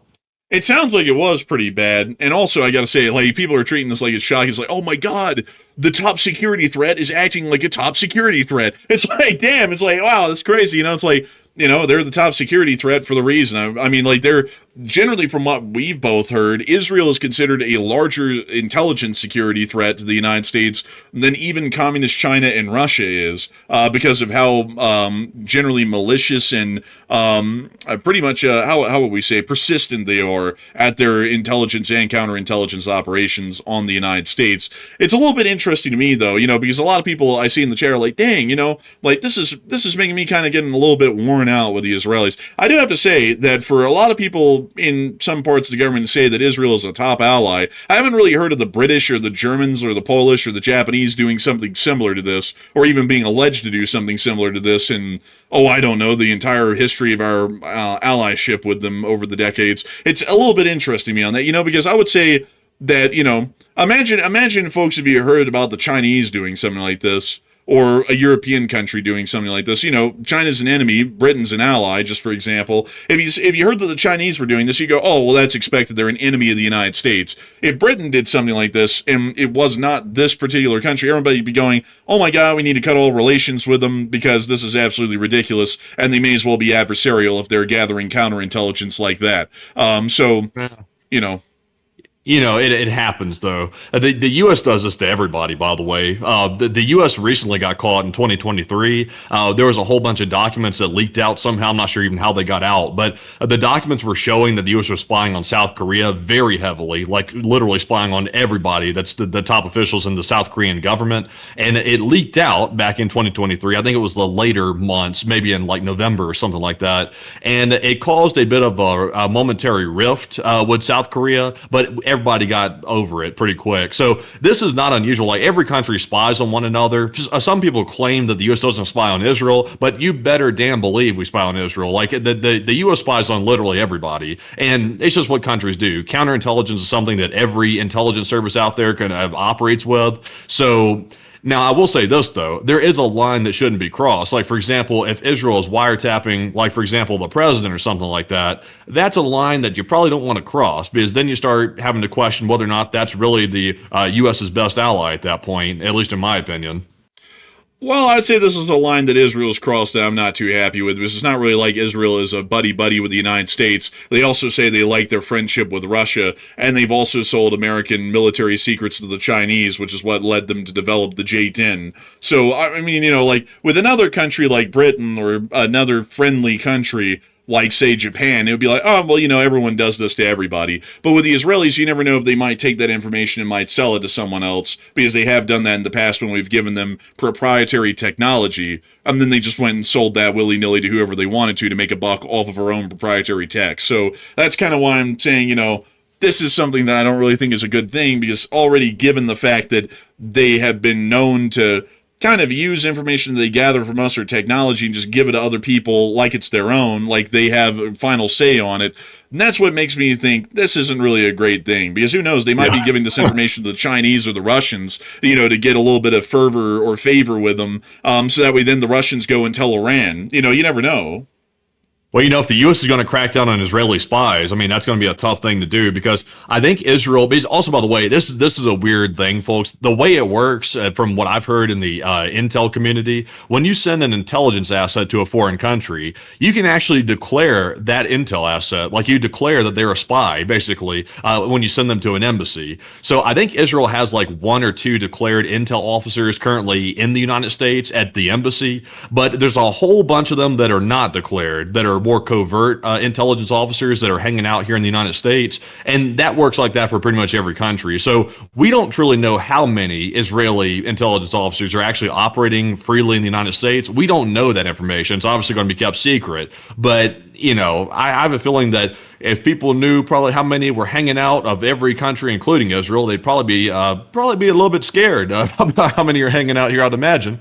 Yeah, I would have a feeling so. I'd have a feeling that definitely would be the case. But moving us on out of that whole news, because, you know, that's just an interesting tidbit, folks. It's time for us to move on out of Washington and back into Ukraine to cover the remainder of the war that we have not covered yet. So moving us on into the areas of the occupied regions. The drone attacks are still ongoing right now, and they're going deep into Russia. We haven't been able to get the impacts yet out of these attacks, but we'll hopefully have those for tomorrow's stream. We also get to see that the fire at the Ust-Lubinsk area is continuing to rage over the day. It is a roaring inferno in the middle of the city right next to the rail yard. And additionally, we also were able to hear as well some more interesting news of the deep strikes behind the lines. There was a strike today. Everyone get your tears and napkins ready at a rail yard in Luhansk. They blew this thing to smithereens. This is a substation nearby to the rail yard. This was on fire. Эту подстанцию въебали, блядь, у нас. Это пиздец. Almost been a train spotter filming. They were very upset. I like the Ukrainians much more now. Man, I mean, I guess, but you can also see this thing. Someone's got the chainsaw out. Oh! Oh, it's a drone, blad. That thing actually sounds like a chainsaw. I think it... Oh! Oh! Damn. Well, whether or not it's a chainsaw or not, we'll never know, but it basically did the same thing as a chainsaw. It burned it down. So from what we know, the rail yard that was actually hit is visible in Luhansk City. It's this one around right here somewhere. So this is the one that we believe got hit, or at least the nearby area that got hit. I didn't get to find the electrical substation nearby, unfortunately. Hopefully I'll be able to find that here in the near future. But this is definitely the location that got hit as far as the rail yard is concerned. So really interesting to see. It does show us that railway logistics are going to be slowed down a little bit because of this attack. We don't know by how much, and we also don't really know exactly what they hit yet in the rail yard. There's a lot of different things they could hit, and depending on what it was, that could also have a greater or lesser effect on the decrease of efficiency there at that rail yard. But moving us on out of that bit of news, we also were able to hear in the location unknowns today of this neat little picture of the Ukrainians firing an actually, yeah, that's an R-73. They fired an R-73 at a Shahed, and we got this one still image here of the R-73 right in front of the HUD as it was making its way to the drone. That was a pretty cool picture. That was pretty cool. I don't know if I'd want to see a missile right in front of my view screen like that, though. Oh, I wouldn't worry about it. At least it's going the right way. We also got to see the Russian casualty report over the past 24 hours, and holy moly! Oh, whoa! They got 3 Bobcats. They say 3 for me, 3 for me. That's what they say right there. A brand new term, number 3. I've never heard that one before. Brand new term. But tell us some more about this right here. Tell us what happened to those Ruskies. And according to Miss D, keeper of the records, she stated that 358 supply trucks is the 11th highest daily loss, 82 artillery systems is the 15th highest, and 9 ground robotic complexes is tied at the 7th highest, and there was a nice increase in MLRSs and APCs. And over the course of the past 24 hours, 1,380 Russian soldiers were wounded and killed over the past 24 hours, along with 12 APCs, 358 supply trucks, 3 main battle tanks, 82 artillery pieces, 2,046 drones, 5 MLRSs, 1 anti-aircraft warfare system, and 3 Bobcat skid steers. All in all, not a bad day, and a pretty nice thing to see. They're blasting him away. Left and right, I tell yous. Left and right. Moving us on up and into the Belgrade area behind Vovchansk, we also get to see the Ukrainian border guards making sure to take out some additional Russian support equipment that is trying to help out the failing Russian offensive in the town of Vovchansk, bleed. Also, by the way, I saw Flamehawk say, what's the reason why there's been so many Bobcat losses over the last week? We're not totally sure, but I think the reason why it could be is because Ukraine's hitting so much of the rear line logistics, and that's generally where most of the special equipment's hanging out, is in the rear lines. So the Ukrainians are probably just simply hitting it as they see it along the highways and places like that. So that's why I assume why. That's generally what we are believing. That is definitely correct, folks. That's why we think the losses keep staying consistent, is the highway attacks. We also see them knocking out an artillery piece right here. A D-30, I believe. And also another Russian occupier. We can also see them hitting a motorcycle, which is really a dirt bike. And that's the end of the clip. But moving us on out of that footage right there in the Belgrade area, we also get to see a lot out of the Slavyansk area, or the Severonsky Forest, as we call it here on the show. We were able to see the 81st Air Mobile Group was continuing to use their drone forces to strike Russian dirt bikes and other Russian equipment within the front. Here goes one of the dirt bikes right now. Here goes another dirt bike right here. And perhaps a third one. Third time's the charm. Maybe a fourth This is like toothpick forest right here. I'm like, can we even call this a forest anymore? It's like there's no leaves on anything. I like to call it the toothpick farm. It's where they grow the toothpicks. Honestly, really, that's facts. On God. We also got to see the 45th Artillery taking out a couple of Russian soldiers as well. Here they are. They're wandering around and into their positions in the tree line. But the drone has spotted them, and this spells doom for this Russian group.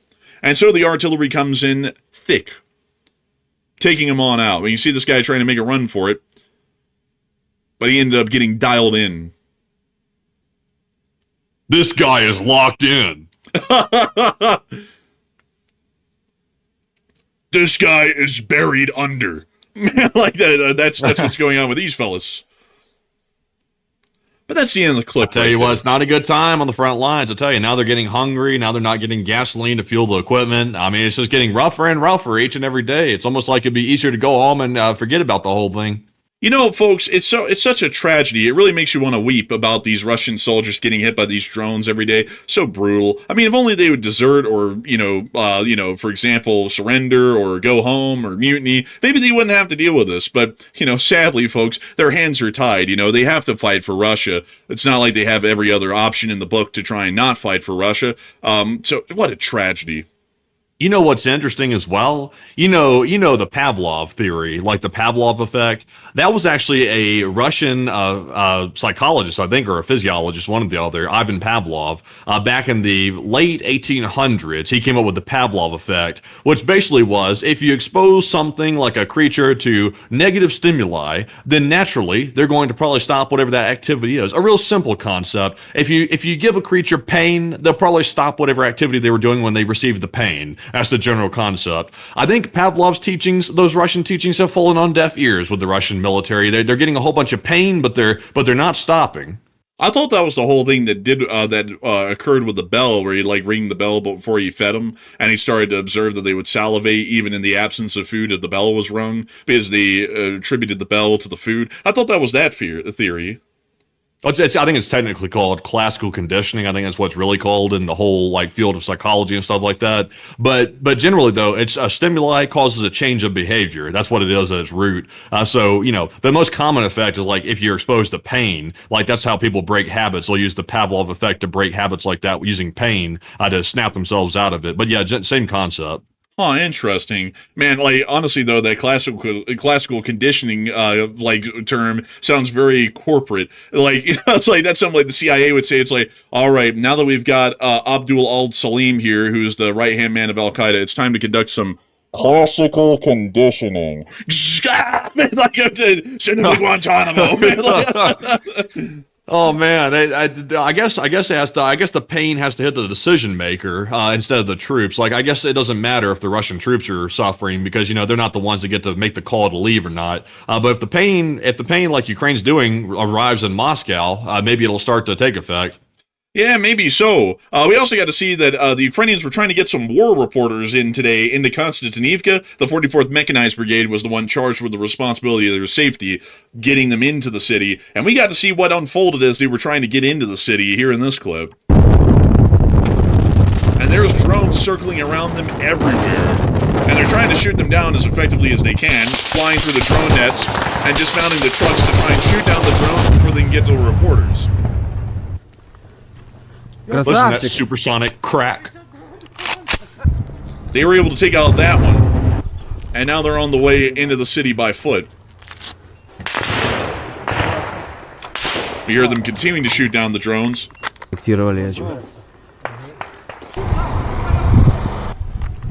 And now it looks like they made it into the city of Konstantinivka.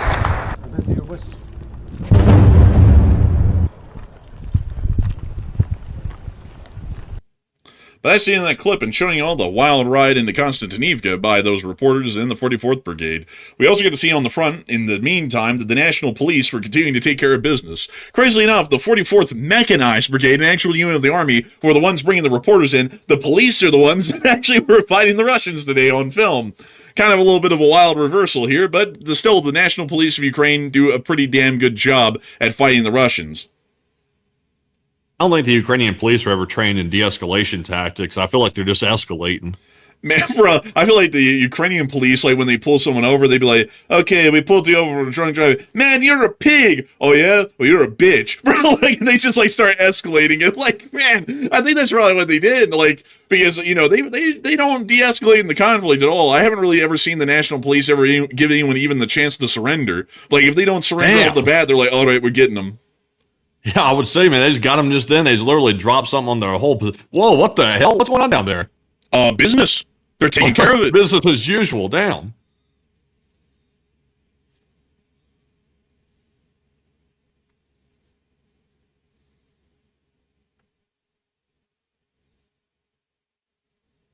You see them here continuing to watch the Russians in the trees, believe.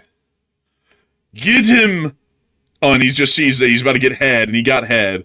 And this guy, he got the jump on him. Didn't really appear that he stood a chance. But the Ukrainian police, they're still out there working hard. They ain't playing. We also got to see another clip from the Konstantinivka front of the 39th Separate Unmanned Systems Battalion, also attacking Russian forces. This is actually a unit of the Autonomous Drone Forces, which is a new branch of the Ukrainian Armed Forces. So this unit is entirely based around drone warfare. They're not even a mechanized brigade or an armored brigade or a motorized brigade like all the other units we see using drones. This one was purpose-built and made to use drones only. It's really crazy, folks, to think that in the modern day, there are entire branches of the military in Ukraine that are just dedicated to drone warfare only and nothing else. Really, I'm surprised that most of their military just isn't purely drone units like this, considering that's pretty much all the casualties on the Russian side are caused by this type of warfare at this point. I would say the U.S. really needs to find a branch to specialize in this specifically, or they need to create a department of the Army that works on this sort of operation solely. They have it. They actually have a unit. I can't remember the name of it. hell, this dude was just like a random dude, rando with a T-shirt on out here taking drones. What the hell's that? But I think they have an Army unit that they've actually given pretty much autonomy to a large degree to start experimenting around with those drones. But that's the problem, though. They're not like fielding the drones. They're simply experimenting with it. They're trying to find a way to use consumer tech and convert it into military-style drones to attack on the front line like this. So unfortunately, the U.S. is still pretty far behind on this type of stuff. They're not exactly to the operational level yet. Isn't that the 2nd Cav Regiment in Vilsec that's doing that? I think they're based out of Vilsec. Yeah, I think they were doing like some exercises in like I think it might have been Poland or something like that if I recall correctly. But what No. It was actually they had gone down to somewhere in Africom actually to go and test that stuff. There was a Vice documentary I watched on that about a week ago where they had that unit working on it. They have a whole bunch of people our age in the 20s to 30 range working on that stuff, because I guess they assume that young people will adapt to it quicker. But the catch is though they just have like normal run of the mill like low level officers working on it to a large degree. Well, what I'm saying though, because that's taking a Cav Regiment, and that's why I'm like saying like purpose made unit.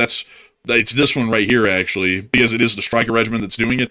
Like, I'm not saying, like, take a current existing regiment and try and make them figure out drones. I'm saying create a whole new department of the Army to work on drones only and to raise brigades that are entirely based on drone warfare and operate them like artillery brigades, basically. That's what I'm arguing for. Yeah, that would be a good idea. It's just that the U.S. doesn't understand yet. I don't know why they don't understand it, because the stats are right in front of our faces to look at. But if 90% of the Russian casualties are being conducted by FPV drone attacks, then that should be a pretty significant clue. But the U.S. doesn't see FPV drone warfare, at least right now at this very moment. They don't see it as a primary method of war. They see it as a supplement to the normal ground troops, which is about, a couple of years behind where the Ukrainians are at this point. They learned that lesson a long time ago. It's that old kind of thinking like people had going into World War II. Everyone in World War II that was in charge in the Allies, they were like the French, they were like, oh, well, it's going to be a trench war. It's like, no, it's not going to be a trench war. It's like war has evolved a lot since World War I, and then that's why they lost so quickly in France, is because France was ready to slog it out in the fields of France for the next 4 years, and then Germany broke through and defeated them in a month. And that was the problem. Yeah, Oh, go ahead. I thought you were finished. It was round this out here. That's generally why I would say that we need to start evolving now, because we don't want to find out a lesson in a sour way once we get in a war and find out that drones are the war now. We want to be ready for that before it comes around. If we're wrong, then we're fine. We can still fight a conventional war, and now we got all of these drone forces to support the conventional forces. But if we don't evolve, then we have the conventional forces getting slammed, and we have no counter defenses to it to speak of. Yeah, and the crazy part is the second lieutenant that was talking on the Vice documentary was actually mentioning the point that we keep bringing up over and over and over again. He was saying that the main choke point of a drone war is simply production. So we have to be able to ramp it up quickly and also decrease production when it's not needed, but we have to be very flexible with how much we're producing at any given time. He was even saying that too, and he's a second lieutenant in the Army. So it's like, if they're saying that, it sounds like the top command is still not listening to that advice. They're still not listening to their own officers. They're not listening to civilian analysts. I don't understand why they're not picking up on that. Maybe there's just not enough commercial support for it right now or something. But we got to stop being so rigid here in the United States, because that's not going to win the next war. It's complacency. It's the idea that it worked, like this doctrine worked in my day, so we don't need to evolve. This is a trend. It's a fad. It only works in Ukraine because the Ukrainians and the Russians, they're lessers, so they're stupid beyond belief or whatnot, and so it works there, but it wouldn't work anywhere else. That's the logic behind it, because that's how most militaries get defeated. Like, if you ever look at any sort of an evolution in war, they'll always say something like, oh, well, like for World War I, the machine gun really won't change much of anything. I mean, it's not that big of a thing. We can still fight in the open fields for the larger part and maneuver as larger armies. That'll be fine. We'll do great. And then they go out there and the machine gun starts mowing people down left and right, to the point that it's completely changed the war, and you can't just stand in the wide open or a machine gun's going to mow you down. So then you have to get in the trenches. And they had to learn that lesson brutally in the First World War, and then didn't learn it for the first 2 years of the conflict on either side, because whenever they conduct an offensive, they go, okay, well, let's just, shell them a little bit on the other side, and then we're going to get everyone up, and they're just going to run across no man's land and hope for the best. And they'd still get mowed down by the machine guns. And that's what we're going to be getting into here in the modern day of, these drones, they're not that big of a deal. It's not even that big of a threat. It's just a little fad thing. It's not going to be, long lasting. It's not going to have any effect. We're going to get into war, and drones are going to start cutting people down like machine guns used to cut people down in the First World War.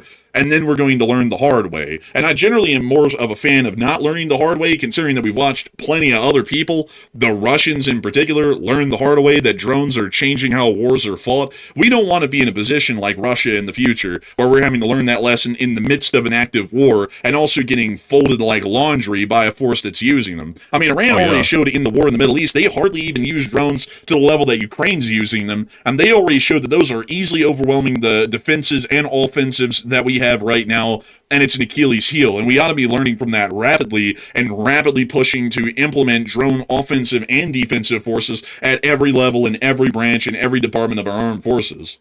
Yeah, and also like Octavian's saying in the live chat, I saw several people say this. They said maybe the U.S. arms industry has interest in keeping the status quo. And it's not necessarily about keeping the status quo. It's about being greedy and making as much money as possible. That's the problem. That's why the U.S. Like industrial complex for the military is generally staying static, in my opinion, is because if you give an executive of one of these corporations the option to make a high margin profit missile or to make a low margin, disposable FPV drone, naturally greed's going to win out, and they're going to want to make a huge missile that makes a huge bunch of margin and profit. So that's why I think they're not transitioning to FPV and also building out the infrastructure to do that. It's pure greed. They're not really concerned about the U.S. winning the next war. They're worried about filling their pockets. Well, I mean, there's other companies though, like Anduril and whatnot, that are filling in that gap and trying to get into some limited level of mass production, or at least a decent amount of companies that are trying. So I would say, to a degree, for the legacy companies, that's definitely true. But there are people out there trying to fill in the gaps, to at least. But even then, like them, quote unquote, filling in the gaps, their drones are still wildly expensive compared to their counterparts in Ukraine. Like an Anduril drone can cost in the tens of thousands of dollars. The Ukrainian equivalent of that drone costs either thousands of dollars or hundreds of dollars. Yeah, it's just that people. It's honestly a little bit aggravating. I mean, when you see it in so many different industries in America, it's like that greed's going to destroy us as a country if people don't stop being so greedy on stuff like that. It's like just because you could possibly make $1 billion versus making 500 million, it's like in the long run you can make 500 million and be comfortable and set as a company and still making profits for your shareholders and also still looking out for the interest of the company instead of trying to get that extra 500 million just so that way you can stuff your pockets now versus later. It's like it's across every industry. It's in the healthcare industry. It's in the military industry. It's in literally everything nowadays. So hopefully, eventually, necessity will force them to change. But I wish they would change before then. Yeah, I mean. All right, y'all. I hope y'all enjoyed the show for tonight. That's all the news that we have for y'all for right now. We didn't have any call-ins tonight, but we had some chatter. But other than that,